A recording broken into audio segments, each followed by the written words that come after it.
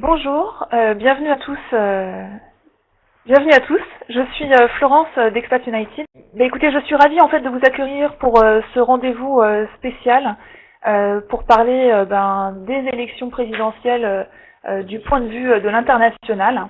L'idée de ce rendez-vous débat, comme tous les rendez-vous de l'expatriation, c'est vraiment de pouvoir participer en live par la zone de chat, de réagir aux propos qui sont dits, ou éventuellement après on vous donnera la possibilité de poser vos questions par webcam et également par chat. Donc voilà, juste encore une petite chose, je vous propose également pour ceux qui sont un peu aficionados de Twitter, n'hésitez pas à tweeter en live sur ce rendez-vous, à commenter, à dire un petit peu ce qui se dit, et je vous propose d'utiliser le hashtag RDVEU. Je le remettrai tout à l'heure dans le chat.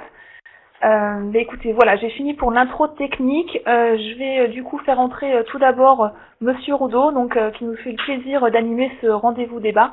Donc Monsieur Roudot, pour ceux qui ne le connaissent pas, c'est un journaliste et écrivain qui a été expatrié pendant 12 ans en Angleterre et qui est l'auteur d'un livre que je vous recommande qui s'appelle France, je t'aime, je te quitte, et qui a fait l'objet en fait d'un rendez-vous d'expatriation sur Expat United en janvier. Donc pour ceux qui étaient là, vous le connaissez déjà. Eh bien écoutez, je vais lui laisser la parole et un très bon débat à tous. N'hésitez pas vraiment à réagir et à intervenir après pour poser vos questions. Bonjour, bienvenue à tous pour ce nouveau rendez-vous spécial présidentiel. Dans un instant, nous serons en ligne avec trois représentants des candidats, trois représentants des Français de l'étranger. Alors, je préfère préciser tout de suite que nous n'avons pas pu avoir plus d'invités pour des raisons techniques uniquement. Nous aurons donc des représentants du Parti Socialiste, de l'UMP et du MoDem. Bien évidemment, il aurait pu être souhaitable d'entendre la voix d'autres représentants comme ceux du Front de gauche, ceux du Front National, mais il n'était pas possible d'avoir plus de webcam. Et cette décision a été prise uniquement, je le répète, sur des raisons techniques. Et je dois rappeler que nous ne sommes pas soumis aux règles du CSA. Nous avons basé notre choix sur le fait que ces trois partis étaient arrivés en tête lors des dernières élections présidentielles en 2007. Donc nous avons 2 heures pour faire le point sur les questions qui vous préoccupent, vous les Français de l'étranger. Avec nos invités, nous parlerons de questions de fiscalité, d'éducation, de santé, de la binationalité également. Nous verrons ce que les programmes des candidats ont à vous offrir. La première partie de ce rendez-vous sera donc un échange avec ces trois personnalités politiques que je vais présenter dans un instant. La deuxième, mais vous pouvez toujours de toute façon intervenir et à travers un chat ou Twitter faire vos remarques ou poser les questions que vous souhaitez d'ores et déjà poser. Néanmoins, la deuxième partie sera plus interactive. Vous pourrez intervenir à travers des webcams. Donc voilà pour la présentation de ce rendez-vous de 2 heures. Je vais commencer par un bref tour de table. Je voudrais que nos trois invités commentent ce dernier sondage sur le vote, enfin sur les intentions de vote des Français de l'étranger. Pour commencer, Christophe André Frassa, bonjour, vous êtes sénateur des Français de l'étranger et vous représentez l'UMP. Dites-moi, nul n'est prophète en son pays. Nicolas Sarkozy, si l'on en croit ce sondage, fait mieux chez les Français de l'étranger que chez les Français de l'intérieur. Il arriverait même gagnant devant François Hollande si c'était les Français de l'étranger qui devaient voter, encore une fois, selon ce sondage. Qu'est-ce que ça vous inspire ? Moi, ce que ça m'inspire, quelques réflexions. On est à peu près dans les mêmes rapports de force à l'étranger qu'on était en 2007. Nicolas Sarkozy arrive en tête au premier tour et il devance le candidat socialiste au deuxième. Ce que ça m'inspire par rapport aux sondages de France, c'est tout simplement que les instituts de sondage en France oublient d'intégrer dans leurs résultats, pour donner la tendance au premier et au deuxième tour, les résultats des Français de l'étranger. Donc je pense que la partie n'est pas aussi gagnée que le disent les commentateurs de tous ordres depuis quelques jours. Voilà. Très bien, nous allons passer à notre deuxième invité, Jean-Yves Lecomte. Bonjour, vous êtes sénateur socialiste des Français de l'étranger. Dites-moi, au vu de ce sondage, votre homme, François Hollande, il a du mal à convaincre l'électorat hors de France. Alors je dirais deux choses sur le résultat de ce sondage. D'abord bonjour à tous, bonjour à Christophe Rassa et à France qui j'imagine est aux États-Unis et à vous tous. La première chose c'est que c'est probablement la première fois qu'il y a un sondage des Français de l'étranger sur leurs intentions de vote et je crois que c'est très difficile d'avoir une idée fiable d'un sondage qui s'appuie sur en fait pas grand chose. Ça doit être très difficile d'abord de le faire et ensuite avec un résultat qui probablement a une marge d'erreur assez importante. D'autre part, si ce résultat devait être le résultat du vote pour les Français de l'étranger, ce serait le meilleur résultat que la gauche n'a jamais eu à l'étranger, dans la mesure où la dernière fois, le rapport entre la droite et la gauche au deuxième tour de l'élection de 2007, c'était 54 pour Nicolas Sarkozy et 46 pour Ségolène Royal, soit un point de plus pour la droite qu'au niveau national. Donc, par rapport au résultat, effectivement, comme le dit Christophe, là, si c'était encore un point de différence, le match est absolument incertain. Toutefois, je crois que c'est très difficile de faire un sondage auprès des Français et des étrangers compte tenu de leur diversité, parce que c'est une première expérience.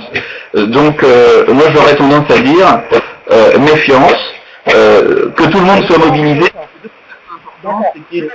Message. On va passer tout de suite, alors, good morning au président du Modem aux États-Unis, donc Frank Barra, qui nous a fait l'honneur de se lever un peu plus tôt, parce qu'il est tôt, il est quelle heure aux États-Unis. Je précise tout de suite qu'on a un petit temps de décalage d'ailleurs. Oui, bonjour, Franck Barra, donc je suis aussi conseiller à l'Assemblée des Français de l'étranger pour les Français habitant à l'ouest des États-Unis, donc tout ce qui est à peu près à l'ouest du Texas, incluant l'Alaska et autres. Il en a fait les 7 heures du matin, mais c'est toujours un plaisir de se lever tôt pour avoir une discussion avec mes amis Christophe et Jean-Yves. Je pense que commenter le sondage n'a pas un intérêt énorme, je suis désolé de commencer sur ce commentaire, mais finalement, le plus important c'est de remarquer le nombre très important qui a augmenté de manière très importante du nombre de votants des Français et de l'étranger. Maintenant, il est bien évidemment impossible de faire un sondage qui englobe le monde entier et de prendre une perception. Donc, bon, je suis pas très sûr que commenter ce sondage va avoir un impact très important aujourd'hui. Donc pour vous, il n'y a pas de nécessité. Les intentions de vote des Français et des étrangers. On vous laisse juge de l'opportunité ou pas de sonder les Français de l'étranger. Je trouve quand même qu'il y a un intérêt. C'est un échantillon représentatif de 2000 Français de l'étranger. Passons sur cet aspect-là. Question technique sur les élections présidentielles, sur l'élection présidentielle, et je m'adresse donc au sénateur Frassa. Certains de nos membres ont fait savoir qu'il était encore compliqué de voter pour l'élection présidentielle. Ça dépend des pays, bien évidemment, mais on a organisé pour l'élection législative, la première élection législative à l'étranger, parce qu'on aura des députés de l'étranger, on a la possibilité de voter par correspondance, par Internet, mais pour l'élection présidentielle, ça n'est pas possible. Pour quelle raison ça aurait été une bonne façon, surtout si on est très loin d'un bureau de poste dans certains pays. Qu'est-ce que vous en pensez les uns les autres? Et je commence par le sénateur Frassa. Effectivement, je comprends que certains de nos compatriotes qui sont pour la plupart éloignés ou de leur ambassade, de leur consulat, donc du centre de vote, puissent avoir des complications pour pouvoir voter en personne ou par procuration, c'est-à-dire trouver quelqu'un qui, sur place, aille voter à leur place les 22 avril et 6 mai ou 21 avril et 5 mai pour le continent américain. Ceci dit, nous avions souhaité, lorsque nous avons mis en place les modalités du vote pour les législatives, que l'expérience, qui va être une première en matière de vote électronique, soit telle, c'est-à-dire qu'elle ait un fort taux de participation, on puisse après avoir un élément de plus pour convaincre le ministère de l'Intérieur que le vote par Internet doit être un vote étendu à toutes les élections. Il y avait un problème de sécurisation avant tout, puisque pour l'élection présidentielle, la France et le monde ne constituent qu'une seule circonscription et que donc des problèmes liés au transfert des données par Internet dans certains pays pouvaient être sujets à différentes malversations, etc. Donc une sécurisation accrue n'a pas permis d'étendre le vote Internet aux élections présidentielles de cette année. D'accord. Jean-Yves Lecomte, vous, qu'est-ce que vous en pensez de cette organisation, le point de vue logistique? Est-ce que c'est bien, c'est déjà pas mal, ou est-ce qu'on aurait pu mieux faire pour permettre aux Français de l'étranger de voter dans de bonnes conditions?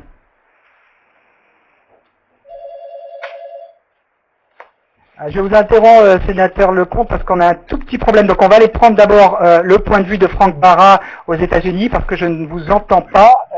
Franck Barra, petit commentaire rapide sur l'aspect logistique. Est-ce que ça se passe bien aux États-Unis?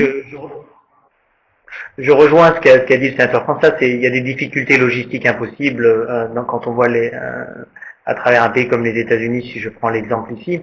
Maintenant, les consulats ont fait un effort assez extraordinaire pour augmenter le nombre de bureaux de vote, mais il est très difficile d'imaginer, en tout cas pour cette année, l'introduction du vote par Internet. Cela dit, le vote à Internet a déjà été réalisé pour les élections pour l'Assemblée des Français et de l'étranger, et je pense qu'il faut plutôt regarder les législatives comme étant une grande nouveauté et une promesse sur l'avenir, et on verra comment ces élections vont se dérouler, et je suis certain que dans le cas où se dérouleront bien ces élections, que ça pourra transférer sur une application aussi pour l'élection présidentielle dans le futur. Donc c'est quand même une nouveauté, faut le faire étape par étape. Parfait. Monsieur Lecomte, est-ce qu'on vous a retrouvé? On a retrouvé votre voix. Bref commentaire avant d'entrer sur le vif du sujet, dans le vif du sujet sur les thèmes qui intéressent les Français de l'étranger. Commentaire sur le point de vue logistique. Sur le point de vue logistique, je pense que c'est normal de commencer par le vote par Internet aux élections législatives, mais c'est difficile à comprendre qu'il y ait des méthodes différentes, parce que de toute façon, pour l'élection présidentielle, si on donnait la possibilité de voter par Internet, ce qui est souhaitable et serait tout à fait facile, tout à fait bien pour les Français de l'étranger, il faudrait aussi le donner aux Français qui vivent en France, qui peuvent aussi avoir des difficultés, avoir besoin de voyager, et donc à ce moment-là, ça demande une logistique absolument énorme, qui ne peut être établi que par étapes. Donc je crois que le premier test que constituera les élections législatives, pas présidentielles en la matière, est essentiel pour pouvoir donner ce droit à tous après. Christophe André Frassa, en 2007, l'une des mesures phares du candidat Sarkozy avait été la gratuité de la scolarité dans les établissements des Français à l'étranger, des établissements français à l'étranger. Il n'est pas question de revenir sur cet acquis, mais pas question non plus d'aller plus loin. Alors qu'on se souvient que Nicolas Sarkozy avait promis la gratuité du CP jusqu'à la terminale, et là, pour l'instant, ça n'est que pour le lycée, de la seconde à la terminale. Donc, c'était une promesse qui n'a pas pu réaliser, faute de finances suffisantes.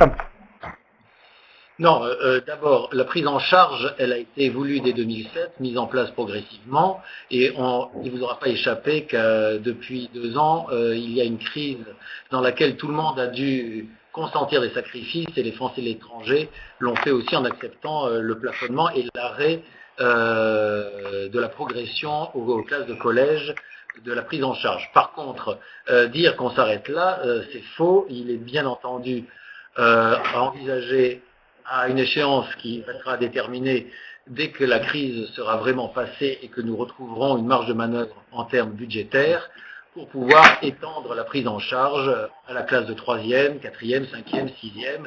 On verra à quel mode de progression, mais l'idée était suffisamment novatrice pour ne pas s'arrêter là, et je pense qu'il est bien clair dans l'idée de Nicolas Sarkozy aujourd'hui d'aller au-delà, de ne pas revenir sur les 3 années déjà prises en charge, mais au contraire de voir dans quelle mesure on peut poursuivre. Il est aussi question de construire de nouveaux bâtiments ou d'ouvrir de nouvelles écoles, parce qu'il y a un problème criant de place dans certaines villes. Il est très très difficile de scolariser des enfants dans des établissements français à l'étranger. Là encore, quelles sont les les promesses du candidat Sarkozy? Il y a deux choses. Au-delà des promesses des uns et des autres, il y a une réalité. Il y a de plus en plus de Français qui s'expatrient, de jeunes Français, donc c'est-à-dire des Français qui vont ou fonder une famille ou qui partent avec des enfants en bas âge qu'il faudra scolariser. Il y a énormément de projets d'ouverture et d'ouverture concrète qui ont eu lieu à l'étranger ces dernières années, et je pense que là aussi, il faut voir comment trouver des financements innovants, faire participer les entreprises, par exemple, ce qui est déjà le cas dans de nombreux pays, pour aider à la construction des bâtiments, le tout étant surtout de ne pas ouvrir des bâtiments partout pour après générer une hausse incroyable des frais de scolarité. Donc tout doit être fait dans un plan concerté et un plan mesuré pour pouvoir garantir à chaque enfant français d'avoir une scolarité comme s'il était en France. Donc là aussi, il est envisagé et il est même prévu de continuer à ouvrir des classes, surtout dans les pays où la communauté française est en croissance exponentielle. Je pense notamment en Asie, où on est avec des villes comme Shanghai, Hong Kong ou Singapour, dans des croissances à 2 chiffres de la communauté française depuis quelques années. Sénateur Lecomte, au nom du Parti socialiste, quelle est la position du candidat Hollande sur le système scolaire à l'étranger? Est-ce que vous allez revenir sur la gratuité au lycée? Parce que vous êtes très critique sur cette gratuité. Selon vous, c'est une fausse gratuité et qui accroît les injustices entre les uns et les autres. Quelle est votre position? C'est pas une gratuité. Entre 2007 et 2012, pendant qu'effectivement l'État augmentait légèrement 70 millions d'euros sa participation à l'aide à l'accès à la scolarité, pendant ce temps-là, les familles, tous les ans, aujourd'hui, les familles payent 200 millions d'euros de plus qu'elles ne payaient en 2007. Il est donc absolument hors de propos de parler de gratuité. Les classes qui, effectivement, sont partiellement prises en charge en seconde, première et terminale, cet argent-là, en réalité, c'est une histoire de vase communicant. Les frais de scolarité qui ont été augmentés dans les petites classes financent ces classes-là. Donc en réalité, c'est une mesure en total trompe-l'œil qui fait qu'aujourd'hui, vous avez des enseignants dans les établissements qui ne peuvent plus mettre leurs enfants dans les écoles parce qu'ils ne sont pas bénéficiaires de cette gratuité, alors qu'ils touchent entre 2500 et 3500 euros. Et pendant ce temps-là, vous donnez sans limite à des personnes qui touchent 10, 20, 30 000 euros par mois la gratuité partielle dans les classes de seconde, première et terminale. Donc nous contestons cette mesure qui n'est pas une mesure sociale, qui est une mesure partiale, qui détruit le système et qui coûte très cher. Et nous préférons remettre de la... Nous proposons en fait de renforcer le système des bourses scolaires de manière à ce que il puisse répondre à tous les besoins de toutes les familles dans des conditions qui soient adéquates par rapport à 2012, parce qu'en réalité depuis 3 ans les barèmes des bourses sont bloqués pour permettre à la prise en charge de continuer à exister. Et d'autre part, nous souhaitons la politique numéro 1 qui doit être remise en œuvre, c'est de donner les moyens à l'Agence pour l'enseignement français à l'étranger d'assurer sa mission de service public, c'est-à-dire qu'elle reçoit tous les ans 3000 élèves de plus. Elle n'a pas la possibilité d'avoir un enseignant titulaire de plus depuis de nombreuses années. Si bien que dans un certain nombre de pays, la capacité de l'école à assurer un enseignement de qualité est aujourd'hui remise en cause. Aujourd'hui, les établissements n'ont pas les moyens de financer leurs projets immobiliers, l'agence ne peut plus emprunter, et il n'y a que de très faibles moyens publics qui sont mis en œuvre, donc ce sont les familles qui doivent payer les bâtiments. Nous disons qu'il faut remettre des moyens publics pour permettre à l'agence d'assurer sa mission de service public, et ça passe d'abord par des moyens pour les bourses, et deuxièmement, de supprimer le plafond d'emploi qui empêche l'agence de disposer d'un nombre suffisant d'enseignants titulaires. Frank Bara, aux États-Unis, représentant du MoDem, votre homme, si j'ose dire, le candidat que vous soutenez, est un ancien ministre de l'Éducation nationale, donc j'imagine que c'est un thème qu'il a à cœur. Voilà, que propose-t-il pour les enfants scolarisés, les enfants français scolarisés à l'étranger? Bon, d'abord, j'aimerais rappeler que l'éducation fait partie d'une des 3 grandes priorités qui a été définie par le candidat François Bayrou. Et quand il a lancé sa campagne, il n'a pas séparé les enfants français en métropole des enfants français à l'étranger. Et il est bien évident qu'il a l'objectif de favoriser l'accueil des enfants français dans les établissements à l'étranger. Aujourd'hui, le problème de la gratuité, en fait, est surtout de sa mise en application. car contrairement à ce que dit le sénateur Lecomte, les budgets des bourses elles-mêmes ont très largement augmenté dans les 5 dernières années, et la gratuité s'est greffée au-dessus des bourses. On arrive aujourd'hui, on a quasiment doublé en 5 ans les aides à la scolarité. Je pense que c'est une question conceptuelle qui est très importante. Monsieur Lecomte dit que les bourses sont des mesures sociales. Moi, je ne crois pas. Et je crois que ce sont des aides à la scolarité pour permettre à des familles de faire le choix et de mettre leurs enfants dans les établissements français. Les coûts des frais de scolarité sont très importants dans certains pays, notamment, je connais bien la situation aux États-Unis. Et la situation aujourd'hui est très simple. Soit vous avez accès à la gratuité, qui a été mise en place de manière assez illogique, puisque ça ne touche que trois classes seconde, première, terminale. Elle a été mise en place sans aucun contrôle au départ. Et comment vous pouvez demander à un établissement privé d'établir les frais de scolarité et derrière l'État paye sans aucun contrôle sur ces frais, ce qui est complètement absurde. Mais aujourd'hui, les bourses marchent très très bien pour les gens qui sont je dirais, dans les revenus les plus modestes. Mais toute la classe moyenne est exclue du système des bourses. Comment vous pouvez demander à une famille qui a 2 enfants de payer 25 000 $ de frais de scolarité pour leurs 2 enfants, même s'ils gagnent 30 000 par mois? C'est très difficile, c'est des sommes très très importantes. Donc aujourd'hui, nous avons deux systèmes en parallèle qui tous les deux ne marchent pas. Un système de bourse qui exclut toute la classe moyenne, donc la grande partie des classes moyennes sont des gens qui en fait ne participent pas au système français, ou une prise en charge qui ne se focalise que sur 3 années et qui a été mise en place de manière totalement illogique. Donc je pense qu'il faut simplement reprendre la question du départ, qui est quelle est la meilleure façon d'apporter une aide aux familles pour ce que j'appellerais la continuation du service public, pour que leurs enfants puissent être scolarisés dans le système français. Il y a certains pays, si vous émigrez en Chine, s'il vous plaît, Monsieur Barra, juste, je me retourne vers le sénateur Frassa parce que donc le sénateur Lecomte et vous-même vous critiquez cette gratuité que vous appelez fausse gratuité ou pas gratuité du tout. Effectivement, est-ce que cette mesure finalement sans condition de ressources se fait au détriment des bourses? Et est-ce que quelque part en acceptant la gratuité, vous allégez le fardeau des entreprises qui, elles, avaient l'habitude de payer pour les enfants de leurs expatriés? Alors, c'est vrai que c'est un sujet qui nous divise, Jean-Yves Lecomte et moi, puisqu'on n'a pas du tout la même approche, et même avec Franck, sur l'ensemble du programme de prise en charge. L'aide à la scolarité, aujourd'hui, c'est 100 millions au titre des bourses.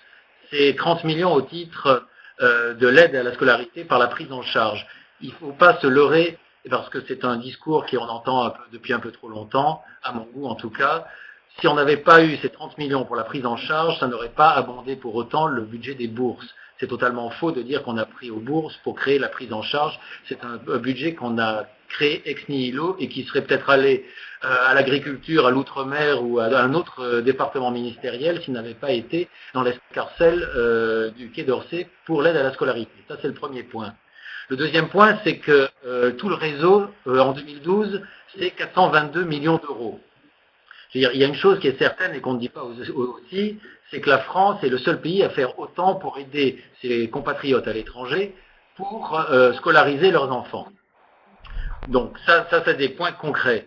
Par ailleurs, l'aide à la scolarité, c'est 7300 enfants scolarisés à travers le monde dans les classes qui coûtent le plus cher. C'est pour ça qu'on a voulu commencer par la terminale, première et seconde aujourd'hui. Par la suite, il est évident qu'on étendra dès qu'on pourra obtenir un volant budgétaire suffisant pour pouvoir garantir non pas la mesure, mais la pérennité de la mesure. C'est ça le plus important aujourd'hui. Aujourd'hui, si l'on a plafonné la prise en charge à cause de la crise et pour participer aux restrictions budgétaires qui nous étaient demandées par ces temps de crise, c'est uniquement pour pouvoir pérenniser la mesure. Un autre élément aussi, c'est qu'on a innové Rapidement, si vous le voulez bien, parce qu'on va essayer de passer à un autre sujet aussi très important sur la fiscalité. Donc je vous laisse juste finir sur ce point de l'éducation et après on parlera de la fiscalité. Oui, sur l'éducation aussi, il y a un autre point, c'est que on a mis en place le label France Éducation pour pouvoir garantir aux enfants qui ne peuvent pas être scolarisés dans des établissements du réseau. aujourd'hui parce que faute de présence d'un établissement ou parce qu'il n'y a plus de place. Je pense notamment à la communauté française qui habite dans la circonscription consulaire de New York, où on estime que seuls 5% des 8000 enfants en âge d'être scolarisés sont scolarisés dans le système de l'agence, faute de place.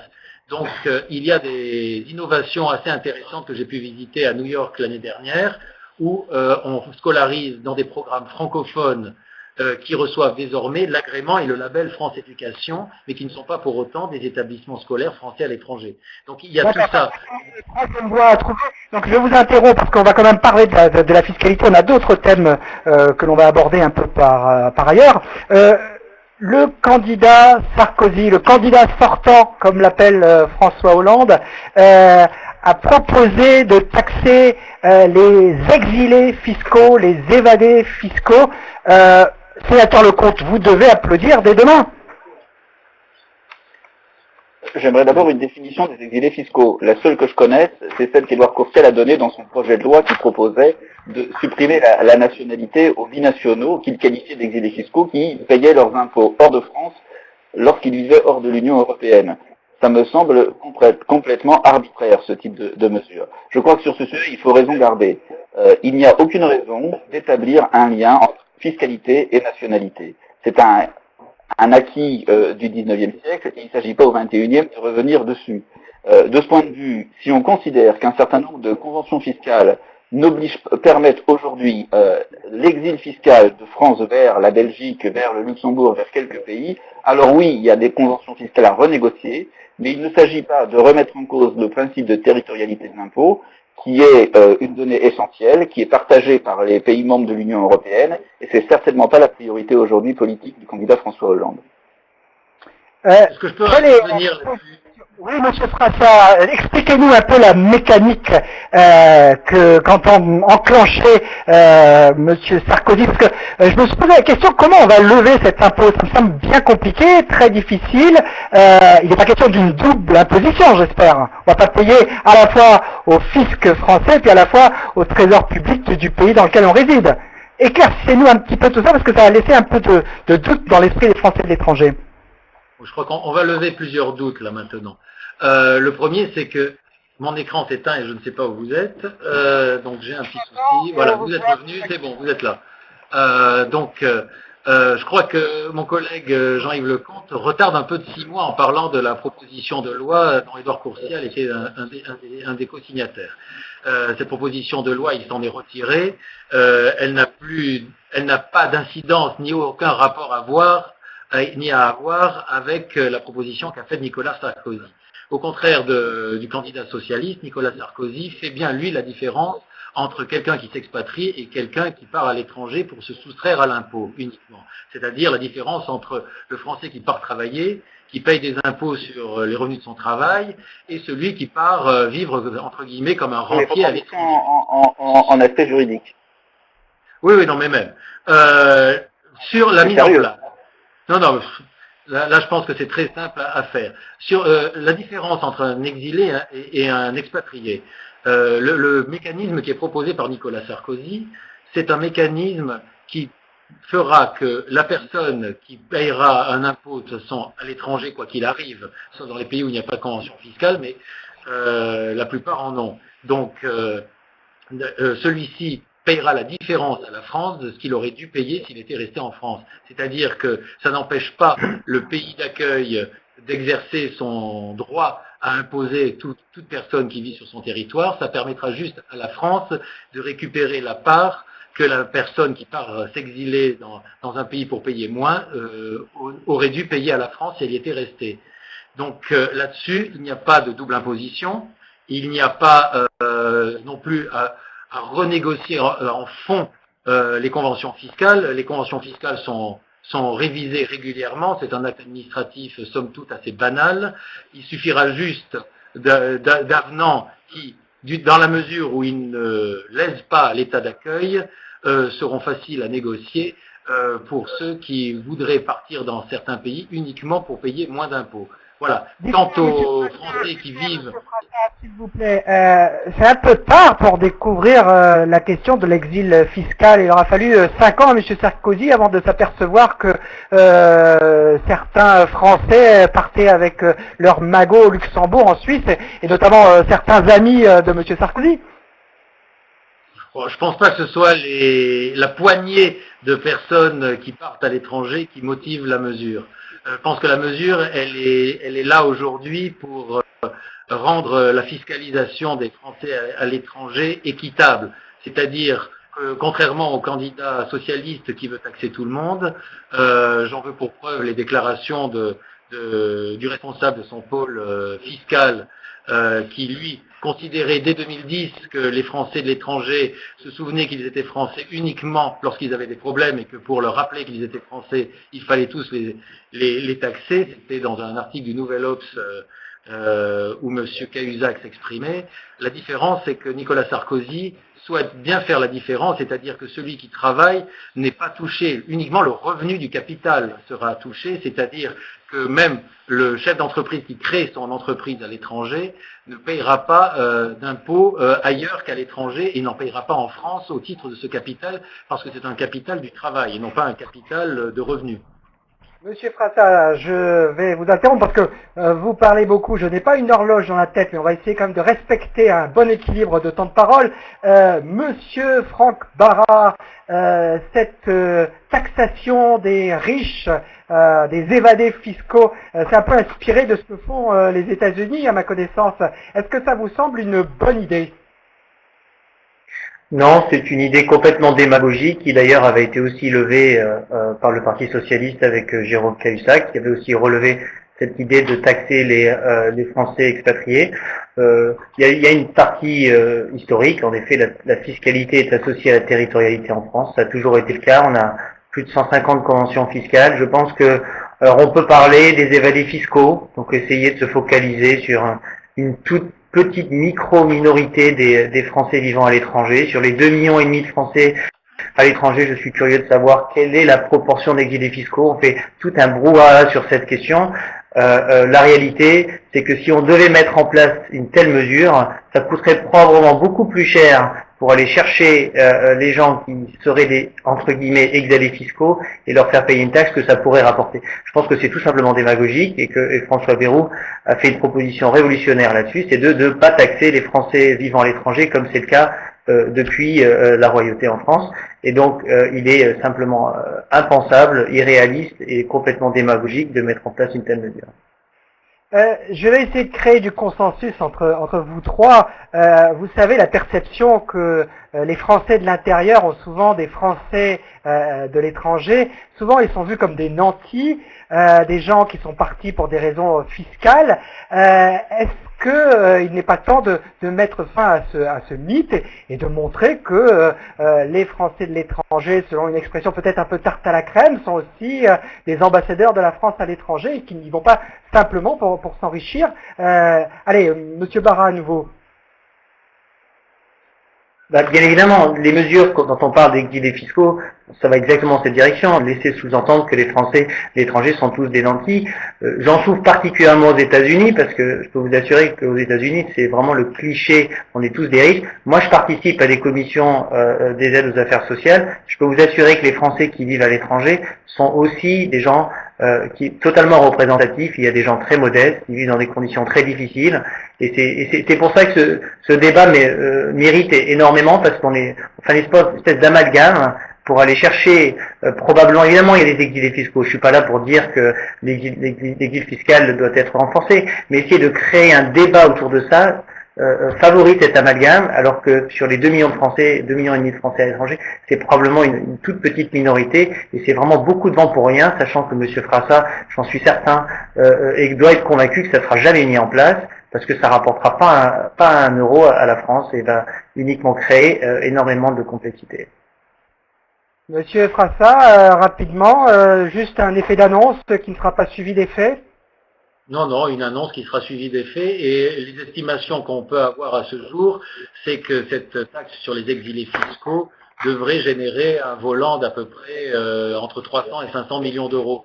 Donc moi, ce que j'espère, c'est que, au contraire, avec cette taxe sur les exilés fiscaux, ça nous permettra d'augmenter tout simplement les aides à la scolarité, parce que on aura au moins enfin une boucle bouclée, un cycle complètement fermé, c'est-à-dire qu'au moins ceux qui partent pour échapper à l'impôt financeront la scolarité des enfants de ceux qui partent pour travailler à l'étranger. Et j'aimerais répondre à ce que dit Antoine dans le chat. Oui, écoutez, avec grand plaisir, rapidement si vous pouvez, parce qu'on va essayer de... Il dit donc, généralement l'impôt est lié aux prestations fournies dans le pays. Doit-on payer un surplus si la couverture maladie, l'assurance chômage, etc. ne sont pas équivalents dans le pays d'accueil? Non, on ne paye que sur le capital. Donc c'est pas parce qu'on va cotiser à une assurance maladie étrangère qu'on devra payer un différentiel en France. Voilà. Sénateur Lecomte, bien souvent, la gauche est perçue comme hostile aux expatriés. Il les voit un petit peu comme effectivement de riches nantis, des nababs qui vont cacher leur fortune sous des cieux plus accueillants, ou alors il les voit aussi peut-être comme le mythe des anciens colons. Qu'est-ce que vous répondez? Est-ce que la gauche n'est pas un peu ringarde sur ce point de vue-là? Je sais pas, vous disiez tout à l'heure que c'était l'ensemble des Français qui avaient cette sensibilité, qui avaient cette approche, et maintenant vous me reposez la question pour simplement la gauche. Non, je crois que d'abord vous citiez le sondage dont j'émettais des doutes sur la fiabilité, mais en tout cas même le sondage indique que près de la moitié des Français de l'étranger votent ou sont susceptibles de voter à gauche. Nous le verrons en avril, mai et juin. Je crois que de ce point de vue, la gauche a des choses à dire aux Français de l'étranger. On peut, sur les questions de la binationalité, c'est nous les premiers qui avons défendu l'existence, le rôle des Français de l'étranger, leur identité et le fait qu'il y ait la moitié des Français qui vivent à l'étranger qui sont binationaux, et les défendre dans leur binationalité. Je vous parle de la perception que vous pouvez donner des Français de l'étranger, de la France de l'étranger. On parlera de la binationalité après. Quand vous écoutez le sénateur Frassa, il est dans un montage qui est complètement irréaliste. Il veut taxer des gens et on ne sait même pas comment il les définit. Il y a des exilés fiscaux. Sur le plan moral, on peut les définir. Maintenant, sur le plan juridique, parce que si on veut les taxer, il faut les définir sur le plan juridique, ce n'est pas si simple. Et moi je dis, la meilleure solution, c'est de revoir les conventions. C'est pas de reconstruire tout un système fiscal, c'est de redéfinir et de renégocier les conventions fiscales avec les pays qui nous posent problème. Il y en a quelques-uns, il faut les identifier et négocier spécifiquement, sans remettre en cause l'ensemble des choses, parce que la réforme fiscale, ça ne doit pas être une réforme qui doit être faite contre les Français et l'étranger, mais qui doit être faite pour la justice, entre tous les Français, et dans un cadre qui s'inscrit dans une cohérence européenne. Par ailleurs, il est évident que, compte tenu de l'image que les Français et l'étranger ont en France, vous le disiez, riches, exilés fiscaux, etc., même si ça ne correspond pas à la réalité, on n'est pas à l'abri d'une rechute. À droite comme à gauche. À droite, Monsieur Mariani, Monsieur Baroin, Monsieur Courcial, Monsieur Arthuis. Chez nous, effectivement, Monsieur Cahuzac a fait des propositions il y a longtemps. D'ailleurs, vous remarquerez qu'il les a parties pendant la campagne, et qui effectivement ne correspondent pas aux attentes des Français et l'étranger et sont inquiétantes. Je crois que ce qui est important entre nous tous là, nous représentons les Français et l'étranger, même si nous sommes de bords différents, c'est de savoir raison garder. Et si nous voulons défendre correctement les intérêts des Français et de l'étranger, sur ce point, surtout éviter d'exploiter les positions des uns et des autres pour bien marquer ce qui est faisable et ce qui n'est pas faisable. Témoigner aussi du fait que quand j'ai vécu en Pologne jusqu'en septembre, je vais vous faire une confidence, pendant 20 ans, j'aurais bien voulu payer des impôts en France, je n'aurais payé beaucoup moins qu'en Pologne. On imagine que la France est un pays où l'impôt sur le revenu est très fort. C'est faux. C'est un des impôts sur le revenu les plus faibles du monde. Il y a énormément de Français qui, leurs impôts sur le travail, pas la richesse, pas la fortune, sur le travail, préféraient payer des impôts en France plutôt que de les payer à l'étranger. C'est certainement pas un cadeau de leur demander de les payer dans leur pays, en vertu des conventions fiscales qui ont été ratifiées par les parlements, et je souhaite que ça reste comme ça. Je crois que c'est le candidat François Hollande, en réponse aux propositions du candidat sortant, l'a bien précisé. Il y a des conventions fiscales, elles seront respectées. Lorsqu'elles ne sont pas satisfaisantes, elles seront renégociées pour modifier les erreurs que nous pouvons constater effectivement et qui favorisent un certain nombre de personnes qui sont parties pour bénéficier de leur richesse sans payer d'impôts en Belgique, en Suisse, au Luxembourg et dans quelques pays. Fermons ici le chapitre fiscal. Je rebondis sur une question de Samuel Laufer qui demande quid de la question de la place de la France dans le monde. Et je pense que c'est une bonne question parce que les questions internationales sont très absentes de cette campagne. Franck Barra, président du MoDem aux États-Unis. Bon, il est bien évident que, en étant français expatrié à l'étranger, la perception de la France dans le monde est très importante. Je pense que aujourd'hui, il faut lier la place de la France dans le monde avec celle dans l'Europe. Je pense que ce sont deux questions qui fonctionnent un petit peu ensemble. Et malheureusement, je pense que certaines priorités qui ont été définies dans les 5 dernières années nous a affaiblis à travers l'Europe, et je pense essentiellement au manque de contrôle sur la dette. Je pense qu'on voit bien aujourd'hui que l'incapacité qu'a eu le gouvernement de Nicolas Sarkozy les 5 dernières années de maîtriser la dette, qui a atteint des sommes absolument colossales. Je vous signale que pendant notre petite discussion de 2 heures, la dette va augmenter de plus de 40 milliards, et je pense que simplement il est 40 millions, pardon. N'exagérons pas non plus. Je pense que ça nous a beaucoup affaibli dans notre rapport dans l'axe franco-allemand qui est si essentiel pour la France. Aujourd'hui, la France, sa voix est d'autant plus forte que sa place dans l'Europe est plus forte. Donc, évidemment, vu de l'étranger, c'est essentiel. On a besoin d'avoir une voix, on porte des valeurs très importantes à travers le monde. Alors la place de la France dans le monde, sénateur Frassa, votre candidat Nicolas Sarkozy n'arrête pas de répéter que si la France n'est pas au niveau de l'Espagne ou de la Grèce, que c'est un peu grâce à lui, mais j'aurais tendance à vous demander si la France n'est pas au niveau des pays scandinaves, de l'Allemagne ou des Pays-Bas, c'est à cause de lui. Oui, c'est un raccourci un peu facile à mon sens. Je pense que si la France n'est pas au niveau des pays qui se sont enfoncés dans la crise, c'est bien grâce à Nicolas Sarkozy. Et il est quand même le seul à avoir fait de la politique étrangère un véritable outil au service de l'économie française.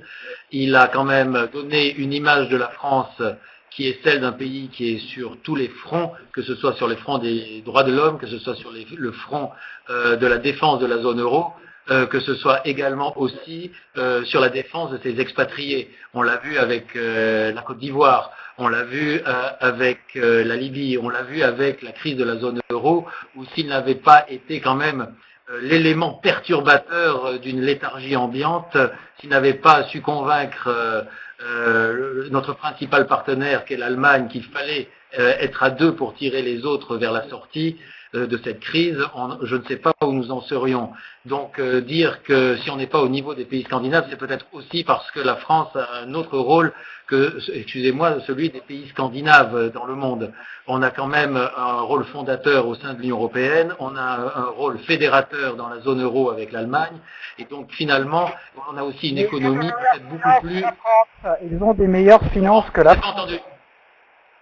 L'état de leurs finances est meilleur. On peut peut-être dire que les pays scandinaves sont de petits pays, mais je dirais qu'il y a des pays dans l'Union européenne et des Français de l'étranger qui habitent là-bas pourraient le confirmer. L'état de leurs finances est bien meilleur et celui de l'Allemagne bien meilleur que celui de la France. Oui, mais je ne pense pas que ce soit la question de l'image de la France dans le monde. Ah ben ça y participe, l'état des finances.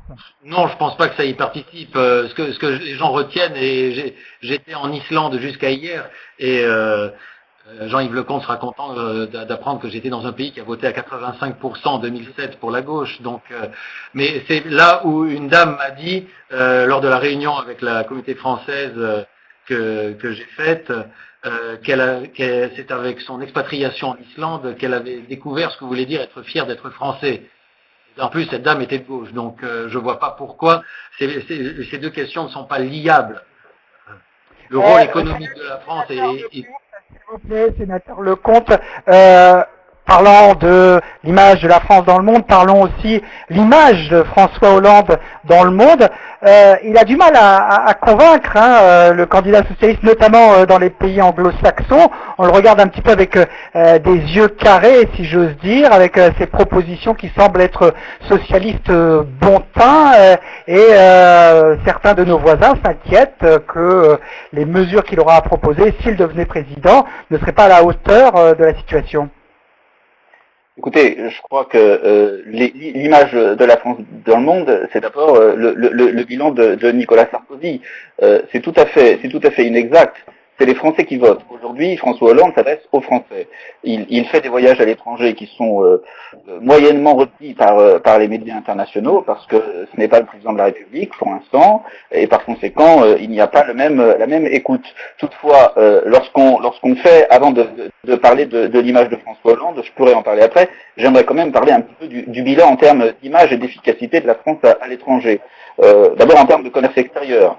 L'année 2011 aurait été l'année des records absolus. 75 milliards de déficit du commerce extérieur, plus de 3 points de PIB.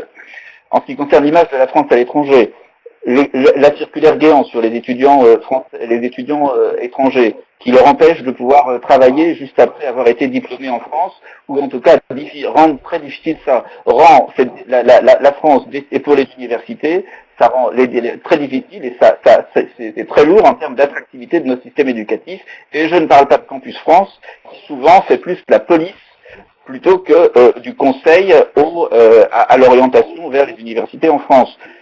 Je crois aussi que l'image de la France, lorsque c'est un président sortant qui propose de renégocier Schengen, sans savoir que si on renégocie Schengen et que la France unilatéralement décide d'en parler, elle quitte l'Union européenne, en termes d'image de la France à l'étranger, un président qui propose ce genre de choses, c'est totalement irresponsable. Et lorsqu'on parlait tout à l'heure des écoles françaises à l'étranger, on a beaucoup parlé de la mission de l'agence vis-à-vis des Français, mais il y a aussi une mission de l'agence vis-à-vis des étrangers et de scolarisation et de diffusion de notre système éducatif. Et je crois que de ce point de vue-là, il s'agit aussi de conserver ce système ouvert aux étrangers et pas de le faire gratuit pour les Français et puis de plus en plus cher pour les étrangers. Donc il faut avoir une politique cohérente. Et effectivement, juste pour rebondir sur ce que vous disiez sur la circulaire Guéant avec l'intervention de l'Isée, merci pour cette intervention, je la cite, cette circulaire a eu un retentissement tellement négatif au Brésil. Je passe à Franck Barra du Modem aux États-Unis pour parler d'un thème peut-être connexe, la question de la nationalité et particulièrement la binationalité. Il faut savoir que 50% des Français de l'étranger sont binationaux et dans le contexte actuel, il y a certains témoignages qui nous indiquent que l'administration française se montre particulièrement pointilleuse, presque suspicieuse, lorsque certains binationaux essaient de renouveler leurs papiers. Est-ce que c'est parce qu'on a que la majorité actuelle a une vision un petit peu étriquée de la nationalité avec cette identité nationale dont on nous parlait il y a quelques années, Monsieur Guéant, Monsieur Besson, pardon. Quel est votre point de vue à ce sujet? Écoutez, ça c'est vraiment un sujet qui touche les Français expatriés vraiment au plus profond, parce que, comme vous l'avez rappelé, près de 50% des Français expatriés sont des binationaux. S'ils ne le sont pas eux, souvent des membres de leur famille, que ce soit leurs enfants. Et ils vivent ça de manière très positive, comme un enrichissement. Il y a en effet un peu une perception en France que quand on est binational, on est plus ou moins 50% français et 50% de l'autre nationalité, alors qu'en fait on est 100% des deux. Je pense que tout ce qui a été discuté en France sur ce manque de reconnaissance est très regrettable. Je sais très très bien que messieurs Frassa et Lecomte partagent probablement mon avis là-dessus, mais il existe une frange au sein de l'UMP qui ne partage pas cet avis.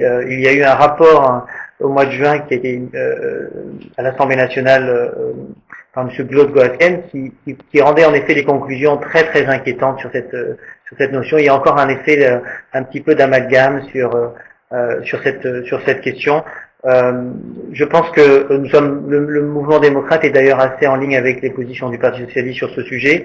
Il n'y a aucune envie du côté du mouvement démocrate de remettre en cause quoi que ce soit associé sur la binationalité. On pense que c'est une chance pour la France et un véritable enrichissement.